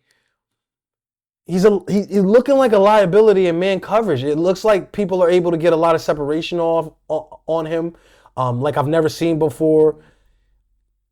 He looks almost, like a different person. He's not that feisty, instinctive, shit-talking dog. Hit you in the mouth, hit you at the line. It's going to be a long day. Shut up, stop talking to me. You got 1 catch type of Jalen Ramsey that we used to seeing that I think the Steelers thought they were getting. And he looks like he needed to be converted to safety, Jalen Ramsey. And now we seeing. They were already saying that. And now we seeing why Miami was quick to send them off. And then Pittsburgh also gave him a $2 million pay raise to play the cornerback position. Darius Slay, another acquisition that they picked up. He may be looking the worst out of the corner. He may need to retire. Yeah, he might be. He might be. He may need to retire. He's just an name. Patrick Queen, former Raven. I just see him chasing people. Every time I look up, he's running somebody out of bounds, or he's running behind somebody, or somebody's in front of him. He not making no plays out there for what they signed for 3 years, $44 million either. And they thought they were going to get a quality starting middle linebacker, and that just hasn't been the case for them. So they haven't really hit on their offseason pickups as well. And then they got a bunch of guys, they got Chuck Clark, they got Deshaun Elliott, they got safeties like that. I like Nick Herbig. Nick Herbig is good. He just doesn't get enough time because he's. And I like Peyton Wilson. Peyton Wilson's good. Peyton Wilson's a good linebacker for them as well. But as far as collectively as like that unit is, I think they've given up 30 out of the last four or 5 games. Yeah. And that's just not a Mike Tomlin defense. They have literally given up. This is literally one of the, if not the worst, one of the worst Mike Tomlin defense and one of the worst Pittsburgh Steelers defenses of all times if we're talking points per game given up. You would not imagine that with the money that they're spending. No, I wouldn't. Like- I wouldn't. But I'm happy. Because this defense, listen, it can look good in the offseason. Trust me. It can look good in the offseason. You can have this piece, this player, that corner, this safety, and all that. You still got to play. Your defensive coordinator still got to call up a game plan, and you still got to strap up your helmet and go dominate. And when you don't do it, this is the type of stuff that happens. So we're just seeing it. So when you watch like the Theo Ashes of the world, right? These like TikTok social media people who like are more analytic, right? Mm-hmm.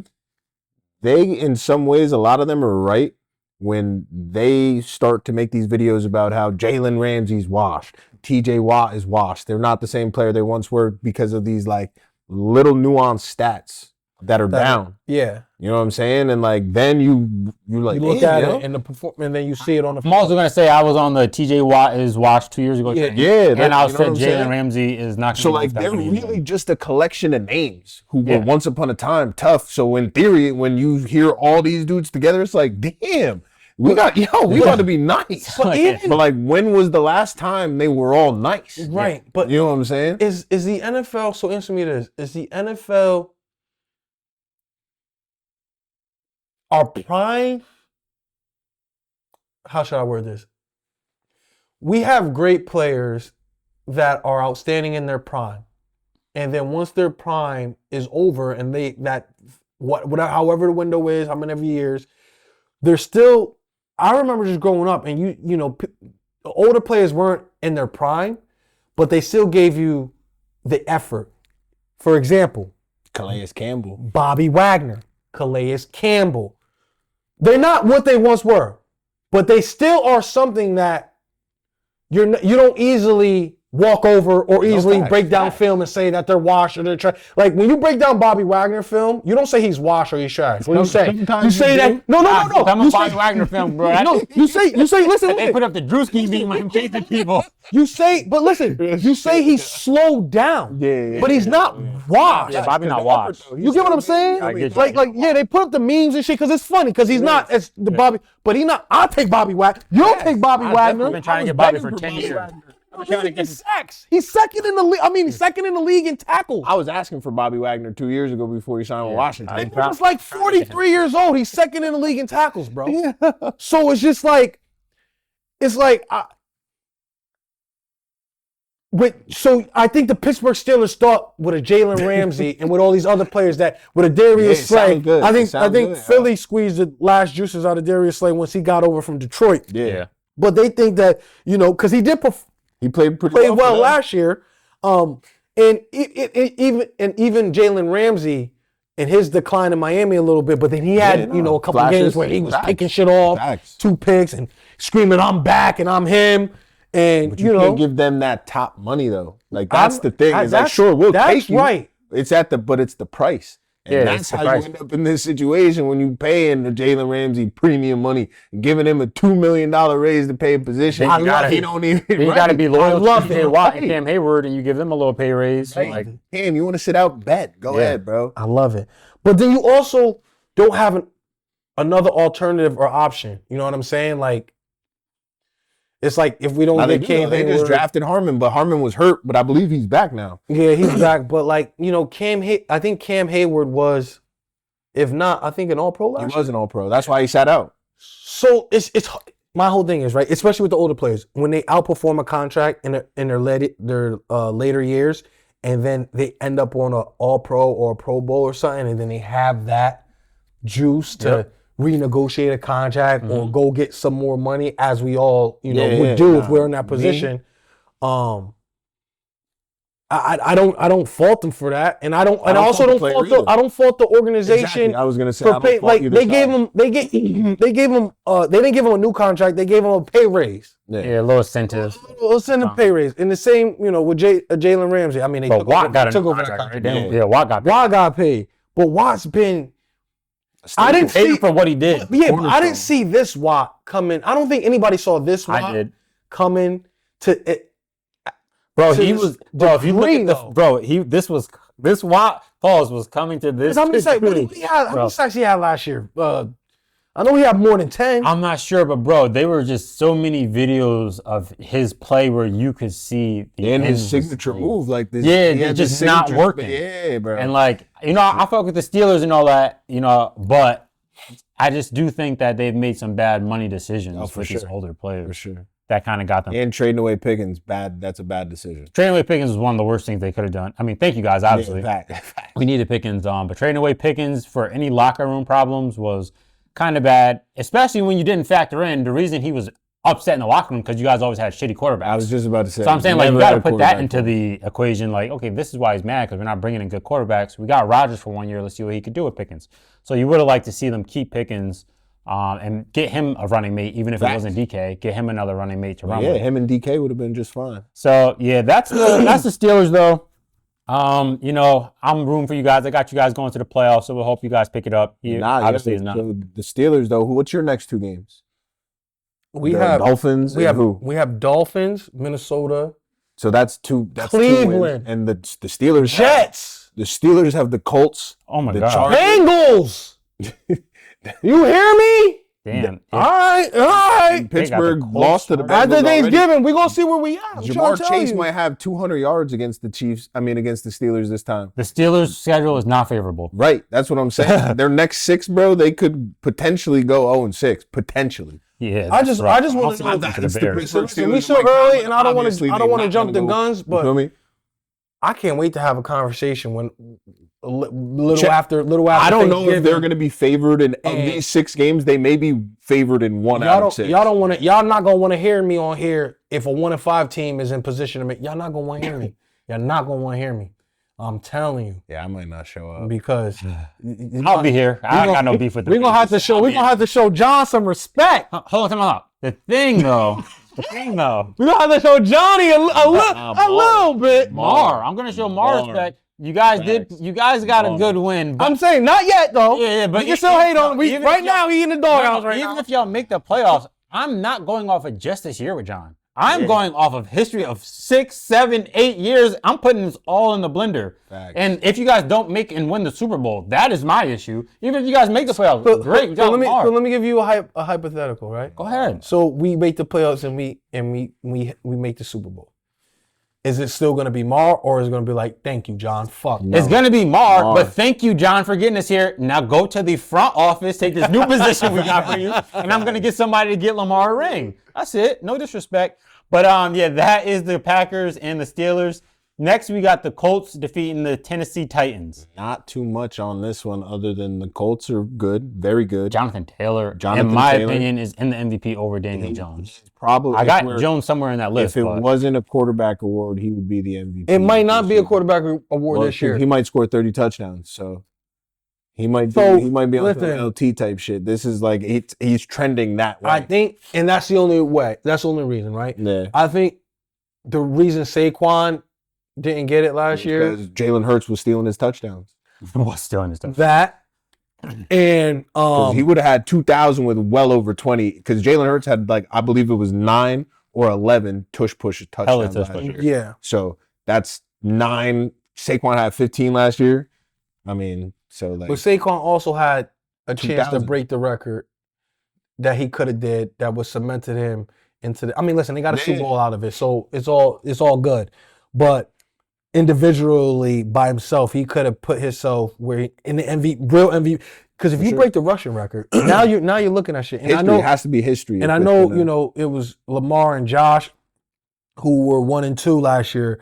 But now you have to insert something that you wouldn't have Yeah, for necessarily sure. inserted. And maybe that pushes Mar out or whatever the case may be. But that rushing record, when you break NFL history, NFL history is NFL history. That's what I'm saying. So that's why Jonathan Taylor, like, he's trending into that. But only if you're Lamar and you have NFL history, then we don't care.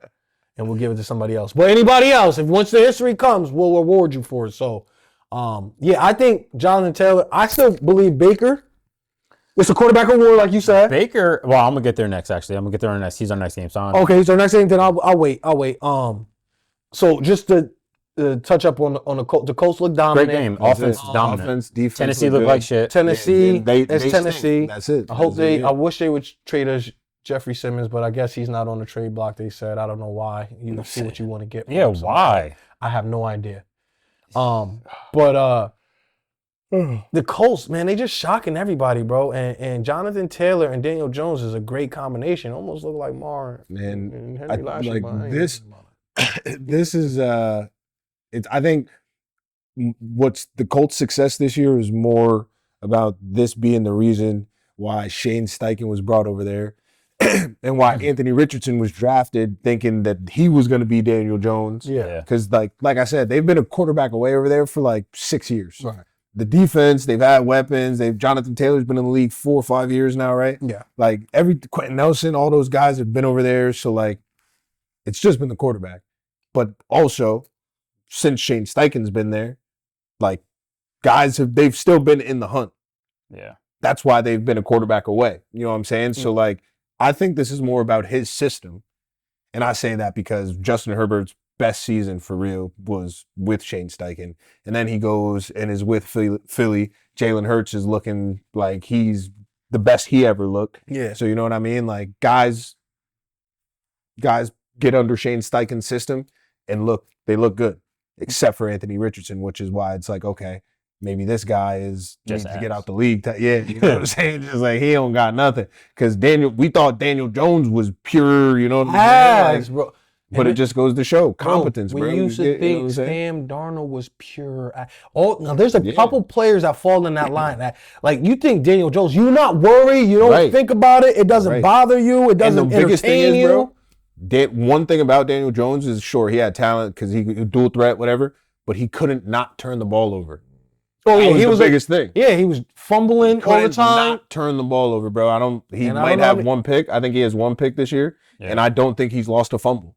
So like, it just goes to show how far competence can go. Yeah.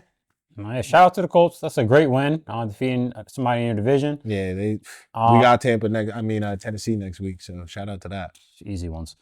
Then we got Tampa Bay destroying the Saints 23-3. About this game though, as you were about to go into Baker, he did not have a good performance. Yeah, no, I saw the highlights from this, and my boy Rattler got benched too. But it's okay because within the MVP race, you could have stinkers. No, but he's had a couple in the last couple weeks. He's had a couple in the last couple weeks though, where I remember you said he's allowed to have one. That was like 2 weeks ago. Statistically, his are stacking up. Statistically, dudes are catching because he was adding touchdowns for a while too. Right, but and the reason why we elevated him to MVP status in those earlier weeks was because he was getting it done, and a lot of pieces around him was hurt.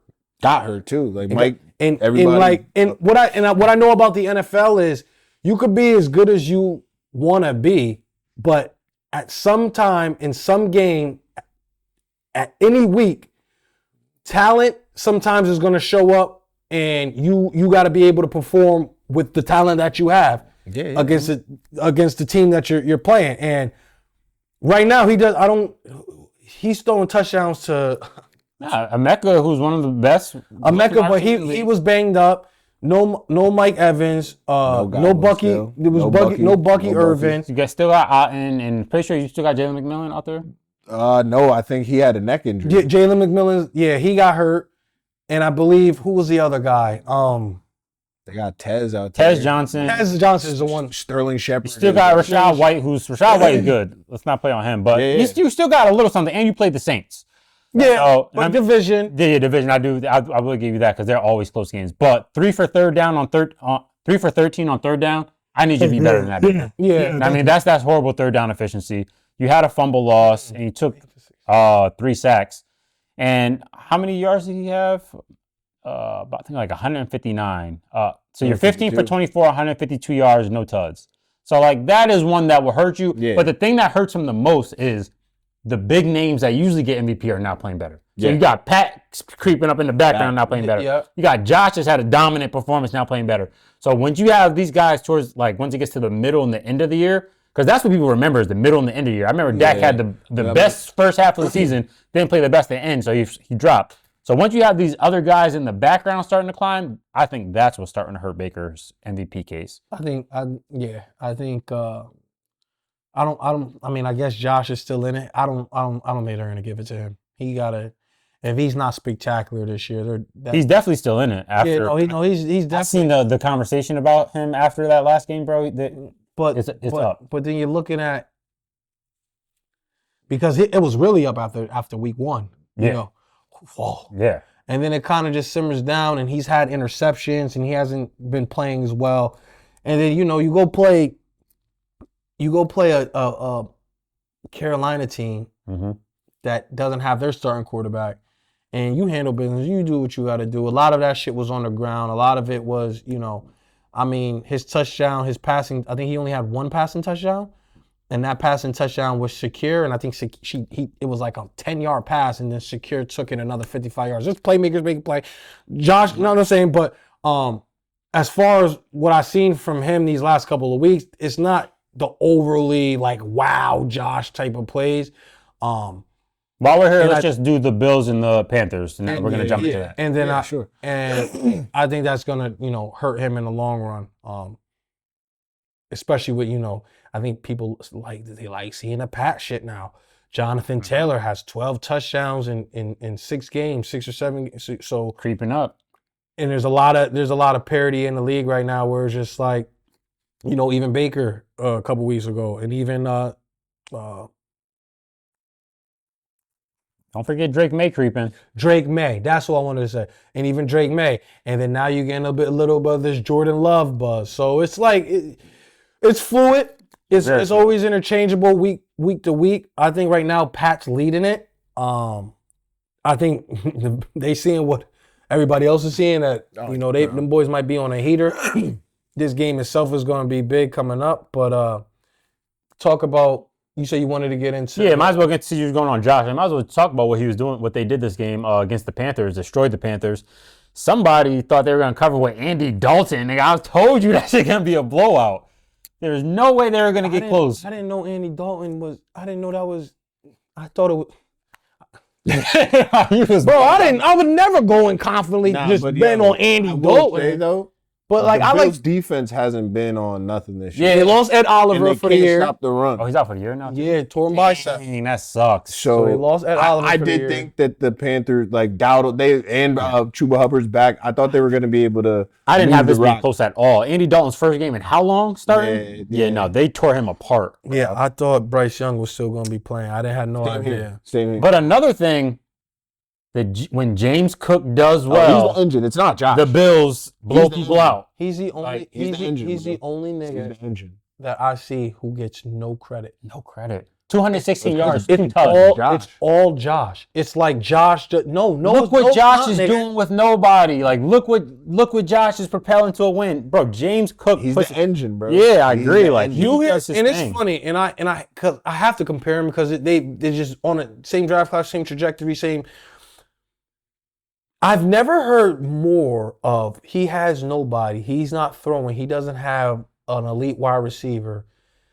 More than I've heard it about Josh in these last 2 years, when Lamar hasn't had anybody for his first 6-7 years.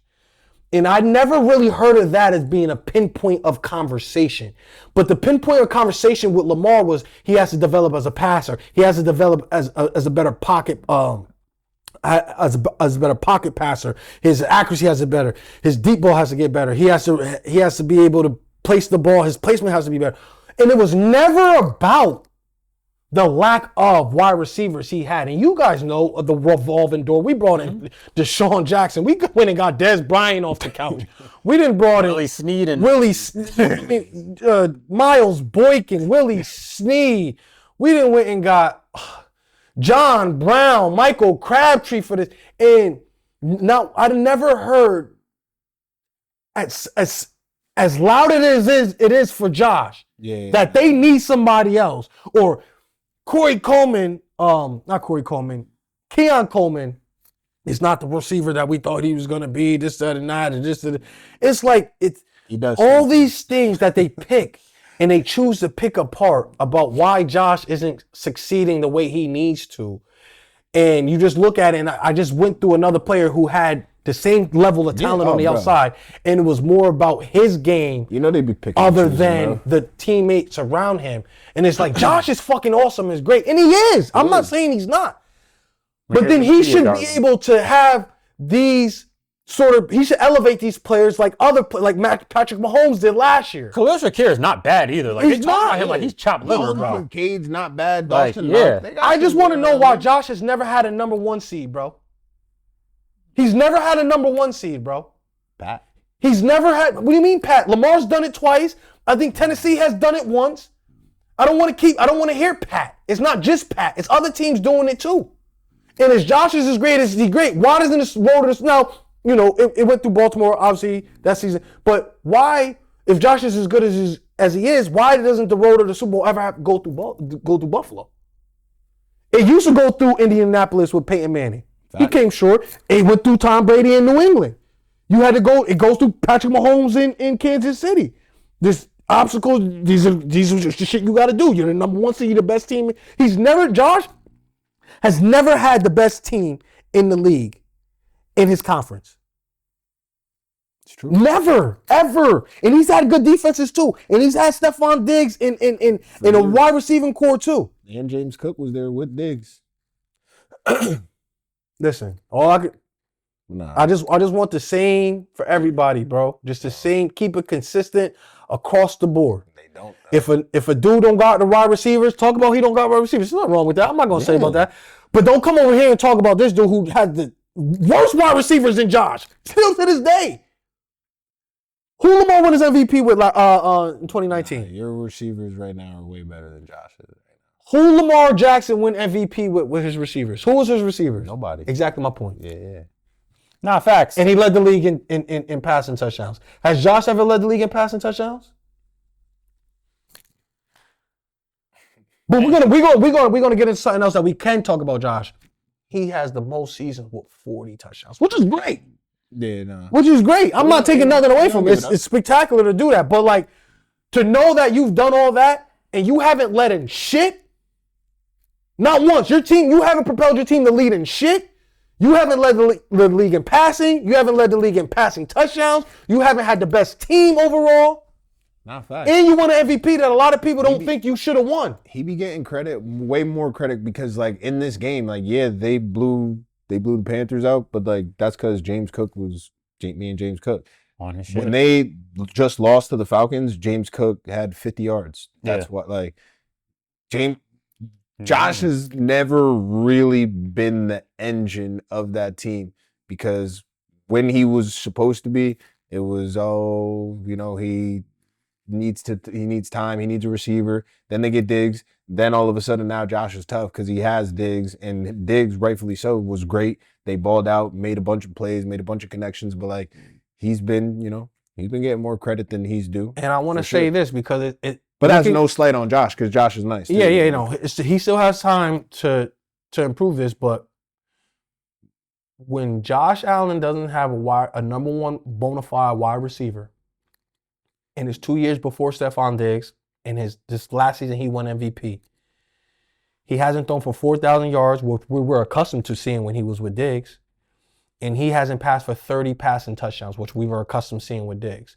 So the 40 touchdown is good, but he's rushing more. He's having more rushing touchdowns. But it's just to see when you take a caliber of player away from a player, and then you look at the dip in production when it comes to passing. Facts. Your passing yards are down. For sure. And your passing touchdowns are down.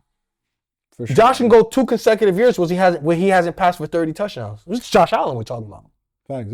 This is 4 consecutive years of 30 passing touchdowns. I just lived it myself with Justin Herbert when we lost Mike Williams, Keenan and those guys. Now, granted, we did pick up Ladd, but like, you know what I'm saying? There was obviously a dip when we lost what we lost. Yeah, you know no. what I'm saying? So I just think that, I just wanted to be consistent across the board. I think Josh Allen is a phenomenal player and talent. You know, they handle their business against inferior teams like they always handle their business against inferior teams. But you know I don't dismiss that Falcons loss. That's still because they just lost to Miami. Yeah, and they don't really look. I mean, obviously Penix wasn't playing. That Falcons loss was bad. Yeah, they don't look like they should be in the same ball club with any of these top teams. So the Bills are a team like us right now. They're in our tier, like because right now, right? All right, because you have to say it you say how it is. That like the cream of the crop in the AFC. It's Colts right now. It's the Chiefs. That's tier 1. Tier 2 is us, Denver, Buffalo. Who else right now? That's really tier 2 because then tier 3, I feel, is you, the Steelers, whoever else you want to throw in that you feel is in the playoff mix. Because I don't think Houston's really in the playoff mix for real. But like right now, yeah, they are. Jacksonville, throw them in tier 3. Yeah. We'll see. It's like it's a long season. Because I think really, I think y'all are a tier 2 team as well, like with us and Buffalo and those like the other teams. Because not yet. I know, yet. But I know, the schedule. I don't want to be put nowhere close near there. But it's Vegas, bro. Don't forget about us. What I say, hey, I like being an underdog. No, I want to be an underdog. Don't talk about us. We'll just sneak up on y'all because this is what we do. And I'm not. I think we're best when you least expect it. So I'll tell you that, bro. All right. Well, that is the Bills and the Panthers. Now let's move on to the Dolphins defeating the Falcons. Who you guys more surprised on this game? I was surprised at the Falcons, that showing. Because even defensive, like that's what they like. Whatever they got going on offensively, all right. But defensively, I thought they were going to be able to stop Tua. You know what I'm saying? 4 touchdown passes? Yeah, bro. Come on. Then a run game, over 100 yards with 2 backs. Right. Ollie Gordon was looking like a player. Looking like a guy. Yeah, that's another letdown by the Falcons. I feel like they always start maybe a little hot and people get excited about them. 5-3, 6. And you know, any Falcons fans? Yeah, I got 2 specific. And how were they feeling before? They quiet now. They quiet. They quiet now. Exactly. And I only say this because, you know, I'm a Baltimore fan, but I'm usually talking to teams that aren't as good as Baltimore, right? And I usually get shit talked to me, you know, other team fans of other teams always talking shit. But like, and I've always said to them, like, if I'm ever like in this, like, why are you talking, bro? Like, I like you're 3-12. Like, why are you? I would never do it. So that's where I'm at. I don't talk because we 2-5. And I think if more people took this approach, it was like, all right, we not shit. I'm not gonna talk. Why am I gonna talk shit? Why am I gonna talk to a nigga who got $100 million? I got $2. I live in an apartment. This nigga own a house, and I'm talking to this nigga about real estate. You know what I'm saying? Like, why am I doing? You know what I'm saying? So I just feel, you know, it's humbling for me to be in this position. But like a lot of people, and they hit me up, Molly, why? Well, you're not talking. Molly, why not talking? Because when you're at the bottom, you're not supposed to talk. When you suck, you're not supposed to talk. Shit, at least, to anybody. You know? So take a page out of my book. When you're not nice, be quiet, man. It's all right to be quiet when you're not nice. And, you know, people talk to me all the time because, you know, I talk football. We've been nice. So we know that we're not nice. I got a lot of people who are like, oh, Molly, what's up? What's up? And I'm the same way. Same demeanor. Hey, man, listen. I don't know what we're going to see. Listen, just don't let us in and don't let us get hot and don't let a 1-5 team turn water into wine because y'all going to hear it because y'all motherfuckers was on the trajectory. Everybody was looking down at me. Okay.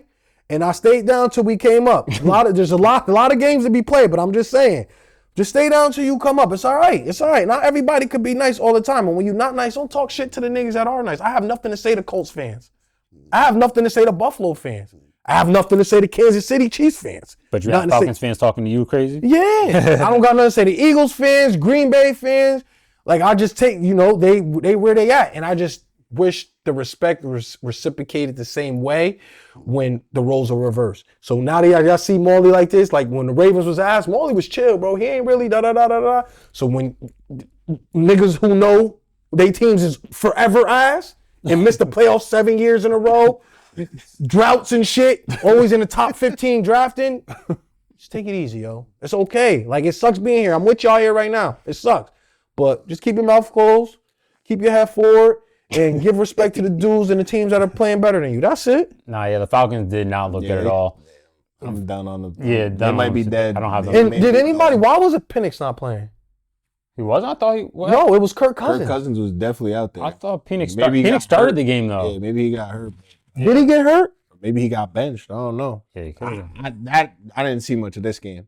He definitely I saw Kirk Cousins out there getting demolished. Yeah.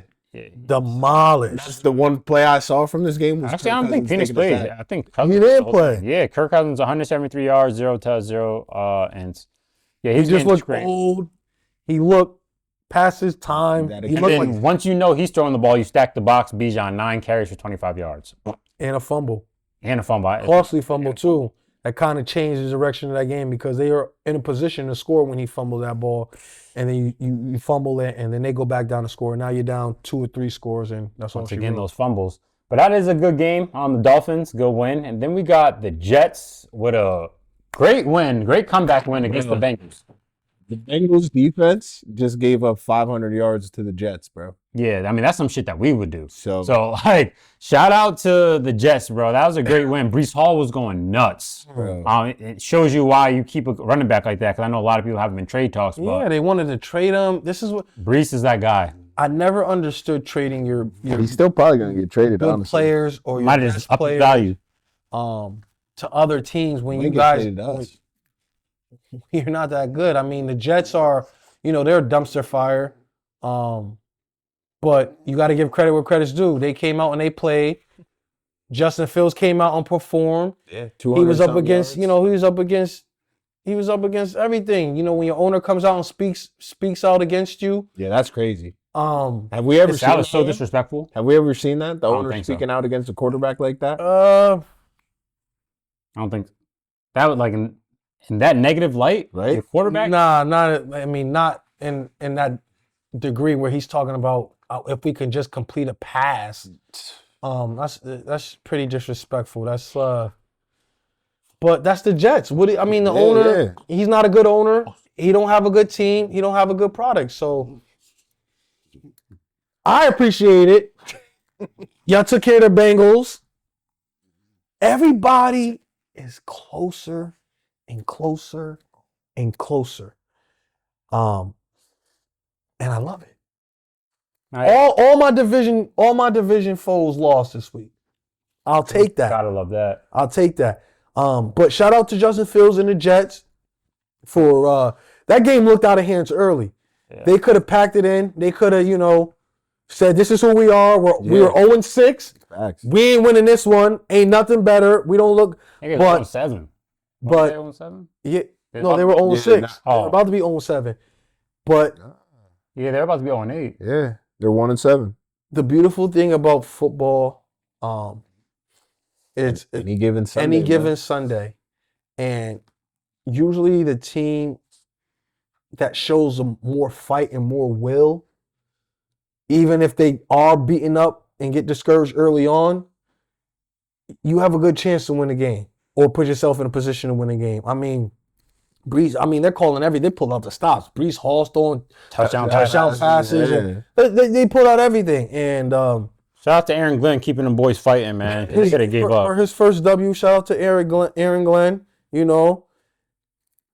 But I don't think it gets any better than this. Nah. Yeah. They squeezed Just one played out. the Bengals, that's all it was. They may muster 3 or 4 wins. Maybe that's a gift if they muster 3 or 4 wins. So, Yeah, bro. but we'll take it. The Bengals defense is atrocious, bro. If you win out here, you never know where you could be. You'd be 11-6. That's the Yeah, mindset, right. right? In the football, you're 0-6, but we're 1-5. Whenever you win the first one, the mindset is if we win the next one and the next one and the next one. Yeah, 10. They could mess around and go 10-7, right? Yeah, so we seen this shit happen before. We seen teams win 8 games in a row, 10 games in a row. I remember I was part of a team that won almost 11 games in a row. You just get hot. Get hot. So that is a good win for the Jets. Bengals let down on you guys. Then we got the Texans beating the 49ers.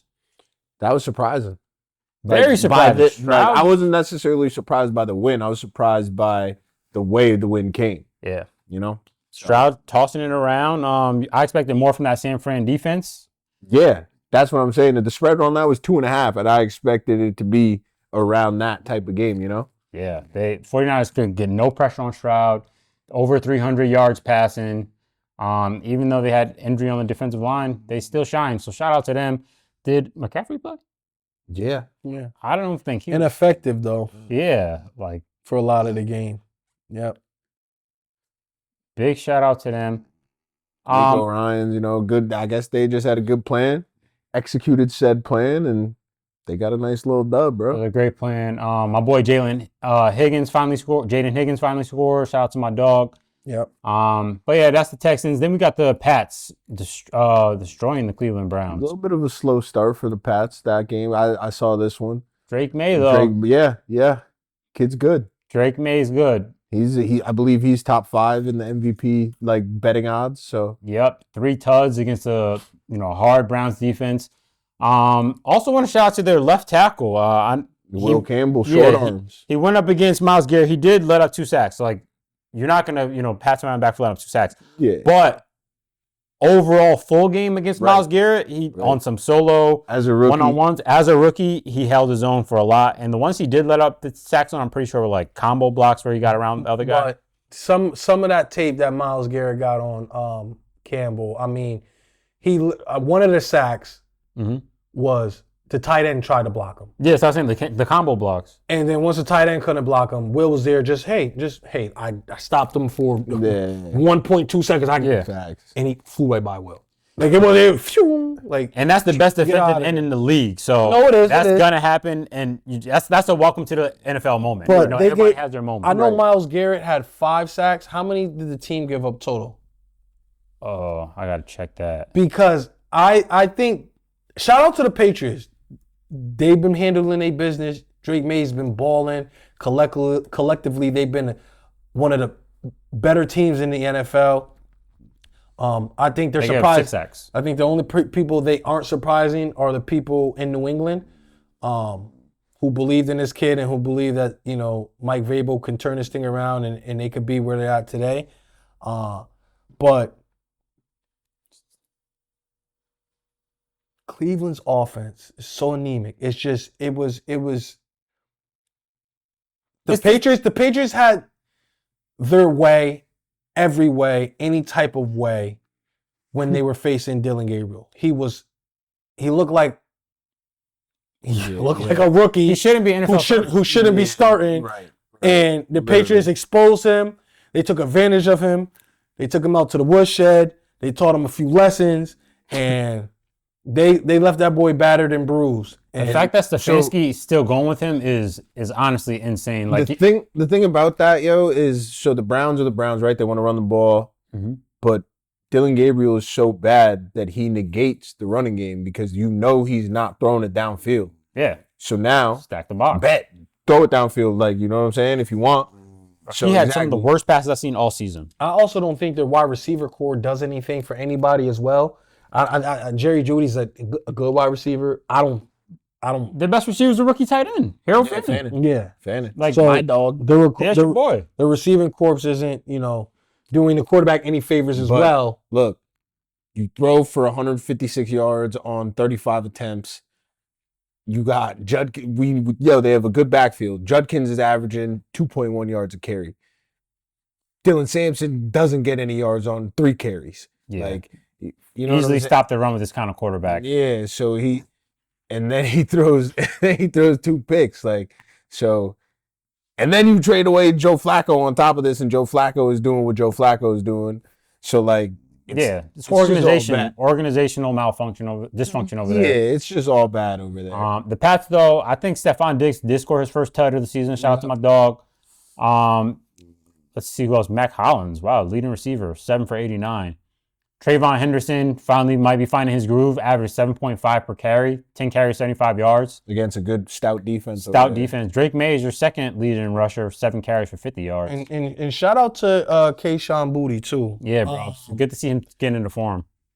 He's coming off an injury, but Coming out of college. I heard him say in an interview that like people tend to forget he was also a first round draft pick. Mm-hmm. And like I said, sometimes it just takes players a little longer, but he looks like he's coming into form with Drake May. They got a good connection. They hit for a long touchdown this week. He's been a deep threat on multiple weeks too. He's got some fire touchdowns. Yeah, he's balling right now. So shout out to him for coming back strong. Big shout out to him. Shout out to the Pats. Good win. Then we got the Philadelphia Eagles beating the New York Giants. They destroyed the Giants. Yeah. It was. I think it was just a revenge game. Get back. I didn't think Saquon always gets back. New York too. Yeah, I didn't think New York was going to beat them twice. I didn't think they were going to sweep them.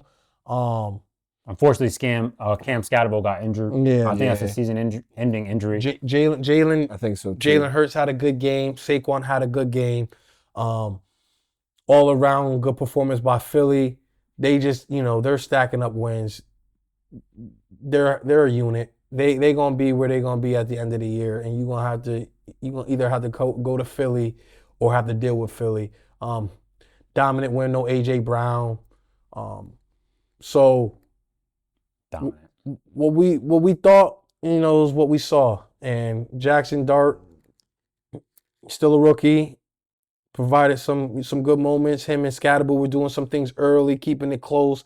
But once the injury happened, you kind of just see the team. You're missing your start running back and then your star receiver. And then you got a couple other guys that are just out there. So didn't have much to work with against one of the best teams in the NFL. So, yeah, that's a good win by Philly, though. You did what you're supposed to do. Yeah, that was business as usual. Business as usual. I think, like Maul was saying, the Eagles are kind of getting into form. They just kind of got to figure out A.J. Brown and his managing his temper. You know what I'm saying? Because there's all, like, obviously on social media, you know what I'm saying? We all see he seems disengaged and this and that. So that's going to be an ongoing thing.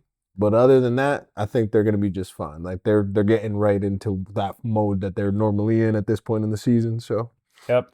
Now that was the Eagles defeating the Giants. Now we're just going to talk about the MVP race again. Just get a little deeper in here. Who do you guys think are the top three? I think probably right now it is Pat, it's Drake May, and it's Josh. Pat, Drake May, and Josh. I think right now it's Pat. I think you can argue Daniel Jones. I just gave the betting because I just looked the betting favorites right now. I'll tell you, I got it up right now. I think Jonathan Taylor. Jonathan Taylor is 9th in the odds. He's tied with Justin Herbert at plus 3,000. That's all right. His season isn't over, and if he has one of the special ones, and I mean special, it's probably going to be undeniable. I mean, what he's doing so far, he's 150 yards away from 1,000 yards already. He's on pace to rush for 2,200 yards and put up 25 rushing touchdowns. That's when you give the MVP award. If the quarterback's not throwing 50 touchdowns, that's when you give the running back the MVP award. You know what I'm saying? Like, I understand it's a quarterback award, but when your running back does something, like when AP, when you come back off ACL and you rush like how you did, you deserve it. So if Jonathan Taylor goes, I mean, I think he has 3 or 4 games with 3 touchdowns. Yeah, he's definitely in my top 3. He's plus 2,000 on FanDuel. He has 11. That might be a good bet to grab right now because he has 11 games left. And if this man averages, let's just say he averages a touchdown a game. Yeah. You get what I'm saying? He already has 12. A touchdown a game with 11, that's 23 rushing touchdowns. When the last time we see somebody rush for 20 touchdowns? It's been a while.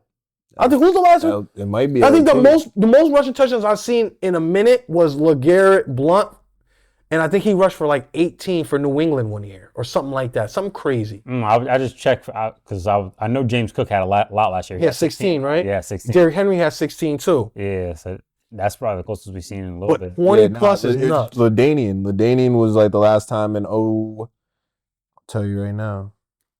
I got JT, May, and Pat. as my top 3. I like that. I like what Pat's doing there. If Pat beats Josh at home this week, Yeah, you're gonna see that jump.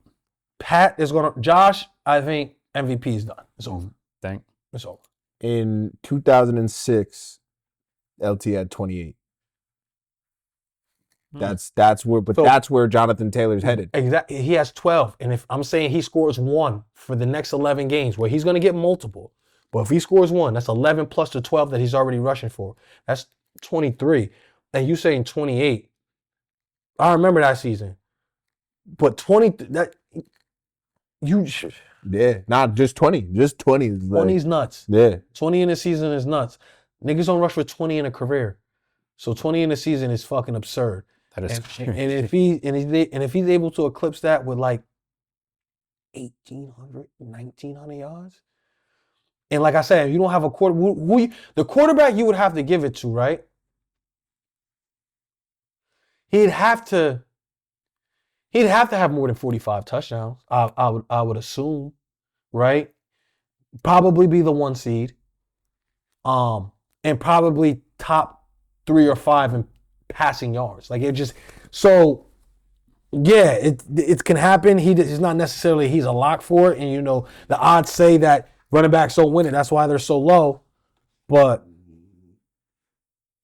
man, listen, if he keep going where he's going, I like him. You seen the stat I said in the chat? But I still like Baker though to slowly find his way back in that. If Herbert hits his projections and we keep winning, look out for my boy. Yeah. All right, we got 2 people that they want to look out for. So give me the top. You say you got it right now. The betting favorite per FanDuel right now. It's let me go back. It was Pat Mahomes 1, Josh Allen 2, Drake made 3. Pat Mahomes plus 150. Give me the top 10, or is it just give me top 3? 10 is so those 3: Stafford at 4, Danny Jones 5, Jordan Love 6, Goff 7, Baker 8, Jonathan Taylor 9, and Jalen Hurts 10. Not bad. All right, well, that's our MVP update. Now we do want to get into our Week 9 predictions, and we're going to start off. Also, before we jump into Lock of the Week, when we get there, Maul chooses first. All right. So thank you, yo. I'm about to get this. Y'all done hopped on the other good game. That was only 1 week we did that. That was only 1 week. What am I, 1-3, 1-4? 1-4. But we're going to get into our Week 9 predictions first of all the games, then we'll get into the Lock of the Week. So there's time. So first, we're going to start with the Ravens over the Dolphins. It's Ravens minus 7.5. That's easy. Mars back. Yeah. Baltimore. I got Ravens minus 7.5. Y'all don't like Miami? No. That Falcons game did not fool me. Listen. I think we cover. I think we dominate. I think this is a 44-17 type of This game. is a league on notice. This is going to be when y'all are in the media all week next week. Yeah, true. I think if Lamar comes out and has, a Lamar type game, need it. It's my starter. I look at, I was just looking at the passing touchdowns, right? And before he got hurt, he was leading the league or he was second in the league, I believe, in passing touchdowns. And he's been out 4 weeks now. Been out a month. 3 games, 4 weeks. And the most passing touchdowns I look this year is 17. So he's not even far off from the touchdown leader passing, and he's been out a month. So listen, if he comes and he does what he does, we're gonna have some conversations we're gonna have to be made. But I definitely think we cover, and I definitely think it's gonna be a game where it's like 44-17. It's a great showing. It's the only game. It's a Thursday night game, so it's prime time, and it's going to unfortunately stir up some talk that I don't want to be stirred up because I just kind of want to be. It's definitely. You know what I mean? I think so too, but bro. We were Super Bowl favorites, and we haven't played like it at all. So I feel like if we could come out with a good showing, it start people talking again, get the buzz going again. But I think we win in dominant fashion. Week was it week 8? 9. 9? Week 9 against Miami. I got y'all too. So then we got the Falcons at the Patriots. It's Patriots minus 5.5. Patriots for me. That's an easy one. Especially if Cousins is playing again. I'd probably take the Patriots minus 7.5. I also got the Patriots minus 5.5. Well, is Penix playing or not? That's where the question is. Don't Because matter to me. it matters to me a little bit only I would say that he is, because if Kirk Cousins was playing, it would probably be a bigger spread. I hope that he is. I think Atlanta has one of the, believe it or not, Atlanta has one of the best defenses in the NFL. Yeah. I think they're second or third in total yards. So defensively they're a good unit. Offensively, they could do some good stuff. Not only was Penix out last game, but Drake London was also out. Well, yeah, but their defense still gave up 30-2 in them. But your defense is, I'm not worried when about Kirk Cousins had what? How many? 150 yards. Yeah, and you don't do On the nothing, and field. you don't, Yeah. and Bijan's turning the ball over, and you have things of that, and you're not converting on third downs. They generate turnovers too. I'm not saying. Pats just destroyed a good defense though, so I think they might be able to do And why did they destroy a good defense? Because when your offense doesn't score, your defense is only good as your offense is to keeping them off the field. I believe. No. Sometimes the Browns' offense has been ass the past couple of years, and they've been holding niggas to like 9 still. It's facts. The Browns have been that. Yeah, but I just also feel that bend don't break, and then sometimes when the dam gets a little crack in it, and it's like, okay, we think about it defensively, right? That was us last year. We stop you. Okay, you score.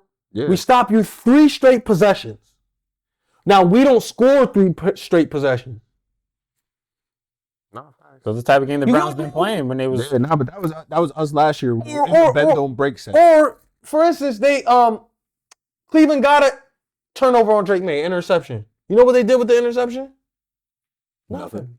But yeah, that's what I'm saying. You know what I mean? The Patriots, though, they're going to cover this easy. So even with that I want defense. to, if just because the health status of Drake, London, and Penix, I'm gonna go with Patriots covering as well. Because I just don't know I don't know what their status is. I feel you. Then we got the Packers minus 12.5 at the the Panthers at the Packers. Packers minus 12.5. I'm going to assume that's with Andy Dalton playing again. Definitely Andy Dalton playing. I'm going to take the Packers for I'm sure. taking the Packers as well. If Andy Dalton's ass. Yeah. The Packers at home, they are a really good home team. Yep, agreed. We all are on the Packers. Then we got the Broncos at the Texans. It's Texans minus 1.5. I'm actually going Denver on this one. I'm gonna go Texans. Only because, right? When you look at this and you dissect it a little bit and you're saying, why the fuck is Denver underdogs against Houston Texans who can't block a nosebleed? Just because they're at home. That 1.5 typically when you're at home is like we giving you that for 2 teams we see that are kind of the same. And I don't think they're the same though. You got a 6-2 division leader, and you got a Houston Texans team that is clinging for just the hunt, just to be in it. And they looked horrible the last couple, besides last game. But they looked horrible protecting Stroud. Yeah. Stroud hasn't looked like himself this season. I mean, they had that big game against Baltimore. That makes it a little better. Last of the 4 games, they look pretty But okay. if we're really talking, Denver Broncos they've been doing it. They've been doing the damn thing. And this is why when we saw this is just to last week, San Fran against Houston, and you come in and you're like, Houston's favorite over San Fran? What the fuck? Mm-hmm. And you're like, all right, well, I wouldn't be surprised if Houston wins this game and they win in dominant fashion. I'm going to go Houston. I'm going to go with what the line says. I ain't going to go with Vegas. Everybody's going to hop. Who's not going to take Denver Broncos money line? They 6-2. They looking like the guys. I'm gonna go with a little shocker, which is not a shocker to Vegas because they got them favored. I'm gonna go Houston Texans at home. What's going on? I think there? that Denver line is gonna destroy the Texans line. I think that this is like a big rat line because exactly what you said, bro. Who in their right mind isn't gonna take Denver money line? You could have, especially at the plus. You could have had the line could have been Denver -1, and it could have been flopped. You know what I'm saying? Right. Just because they're away, but they're the better team, so you'll flop it. But, bruh. But yeah, I think they just in my brain, I think Denver's gonna win, but I don't like it. Yeah. So I'm gonna go Houston. Bet. It's just 2 of them taking Houston. I'm taking the Broncos. Then we got the Chargers at the Titans. It's Chargers minus 10.5. Chargers. This is my lock of the week, ladies and gentlemen. Early. I'm going home. This is us. Chargers to cover, and I'm taking us to win by 14. Didn't we say Maul picks first, lock of the week? Oh, Yeah. I wasn't gonna pick them. I know you wasn't. Chargers. All right, I'm still taking the I don't even Chargers. like the big spreads. Minus 10.5. I got them. What do you got? I like the Chargers cover. We're all taking the Chargers. Then we got the Bears minus 2.5. They're at the Cincinnati Bengals. I like Cincy. I was about to say. I like Cincy. I think the Bears are now in a weird place. Like after that game last week, I think they're going to be in a weird place and kind of going a little hiccup in the road, bump in the road. Yeah. Even though Cincinnati's Bengals defense is going to give up 400. Yeah, they're going to give and up. I think Caleb Williams can have a bounce back game. Oh, Dunze need it. I just think that watching Snoop Huntley last week conduct the offense and was methodically driving down the field. He went in there. I don't even remember how many times we punted last. I don't even think we punted that often. We scored 30-something other points, but we only scored 3 touchdowns out of it. So that means we didn't have like 3 or 4 field goals. So I just think Cincinnati and what Joe Flacco gonna do and what he's been doing is Jamar Chase. They putting up numbers. They do, man. Listen, if it ain't broke, don't fix it. So I like Cincy to cover the 2.5 against Chicago this week. I also like Cincy in that game. Then we got the Colts minus 3. They're at the Steelers. I like the Colts. I also like the Colts. Give me the Colts. Everybody's on the Colts. And then we got San Fran at the Giants. It's San Fran minus 2.5. Again, I think this is a rat line because like what? I mean, no Cam. Right. Like what are we talking about? But they must know something. You know I mean, the 49ers just lost this last game. I don't know if they're going to lose 2 in a row. Right. Well, I think Kyle might be able to draw something up. But then again, that front, it's a strong front. And you know what? I'm going to take the Giants to cover. But I think the 49ers win a 1-point game.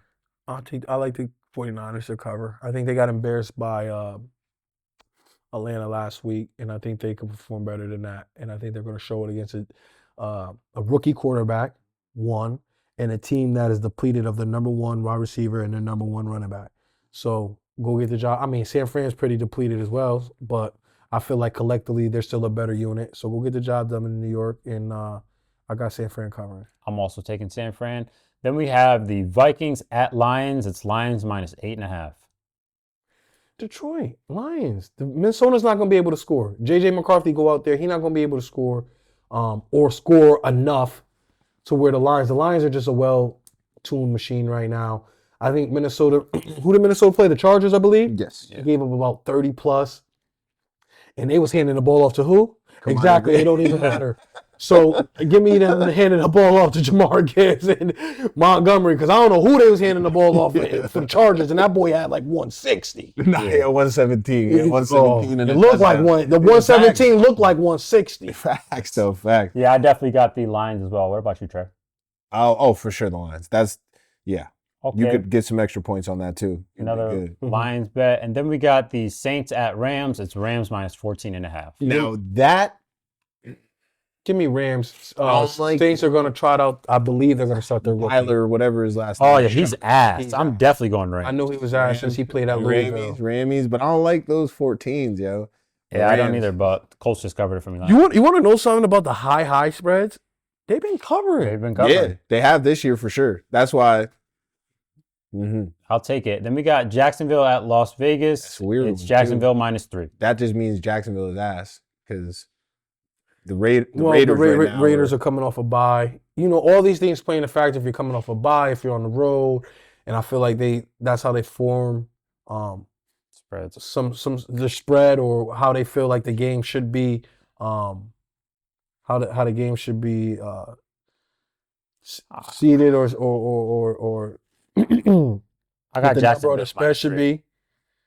Yeah, I want to take the Raiders, but I think Geno can't not turn the ball over, so I'm gonna take Jacksonville as well.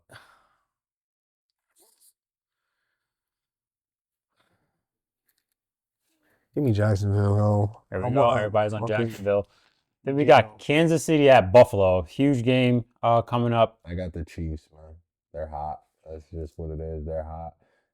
They're gonna make sure Spag. If there's one thing that Spags knows, it's that James Cook is the engine. So that means there will be no James Cook. So give me the Chiefs. I'm also going to go Chiefs -1.5.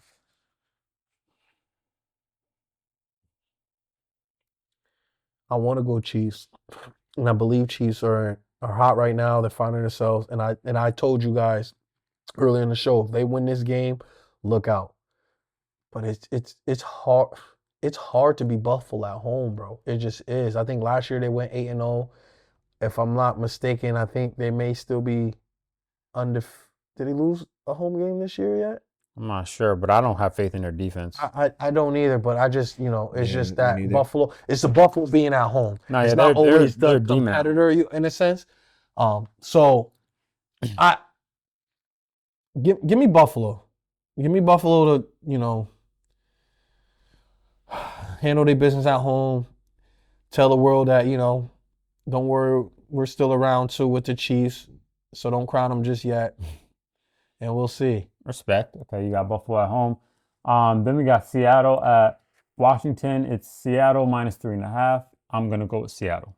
Is Jaden Daniels playing? I'm guessing he's not for them to be at home +3.5. It's interesting that on FanDuel, Seattle to cover is plus money, Yeah, but Seattle money line, just -1. yeah. It's very interesting, Give me But Seattle. I was about to say, give me Seattle, but that's just that defense interesting. is serious. I just looked at a little video of what Mike is doing over there for that defense, and just it's just phenomenal work, man. He's just a great defensive play caller. It don't really matter. I was looking at a small clip where he was defensive coordinator for us, and he just had people playing out of their minds. Yeah. And they're doing the same thing in Seattle. He has people playing out of their minds, and tip your cap to them. And I think it's going to be a tough day for whoever's playing quarterback for the Commanders. And I like Seattle on the road. All right. We all pick Seattle there? Yeah. Yeah. All right, we all got Seattle. Then for our final game, we got the Arizona Cardinals at the Dallas Cowboys. It is Arizona +3. We're at home, so I'm going to go Cowboys. We play different at home, especially coming off a loss. Yeah. So I am going to pick the Cowboys beating Arizona. I think the Cowboys are going to win this game. They should win this game. I just think it's going to be more competitive if Jacoby Brissett is playing quarterback compared to Kyler Murray playing quarterback. Well, and Kyler Murray's getting $50 million, so if he's healthy, he got to be out there. I understand that, but I only say that to say this. It's just that I feel like with Kyler Murray,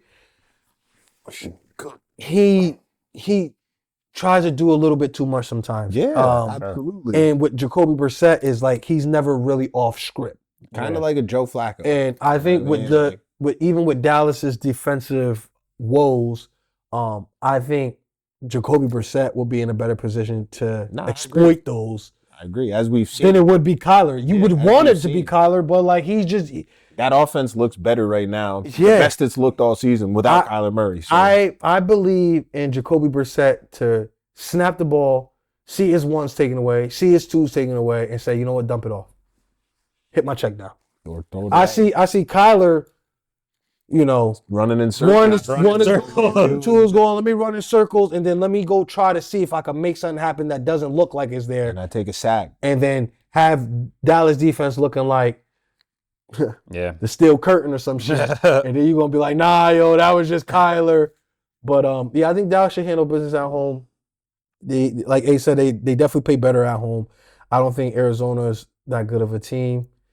These are the games that you should win. Reboot a Baker, yo. -3 is. Definitely. I love the -3 spreads. So I'll take Dallas at home as well. All right. And then, so that's the week 9. Yeah, week 9 predictions, everybody. Now it is time, as you all know, for our lock of the week. I am 4-0. With your boy. Still on a hot streak. Trey is 4-0, still on a hot streak. Our good buddy Maul here is Because now. I pick last every week, y'all. One They and three. snap on the good joints. It was only one time. So last week, Trey took the Chiefs over the Commanders. I took the Colts over the Titans, and Maul took the Bengals over the Jets.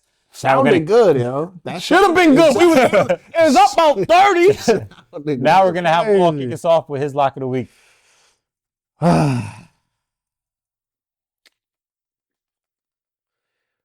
I'm going to go.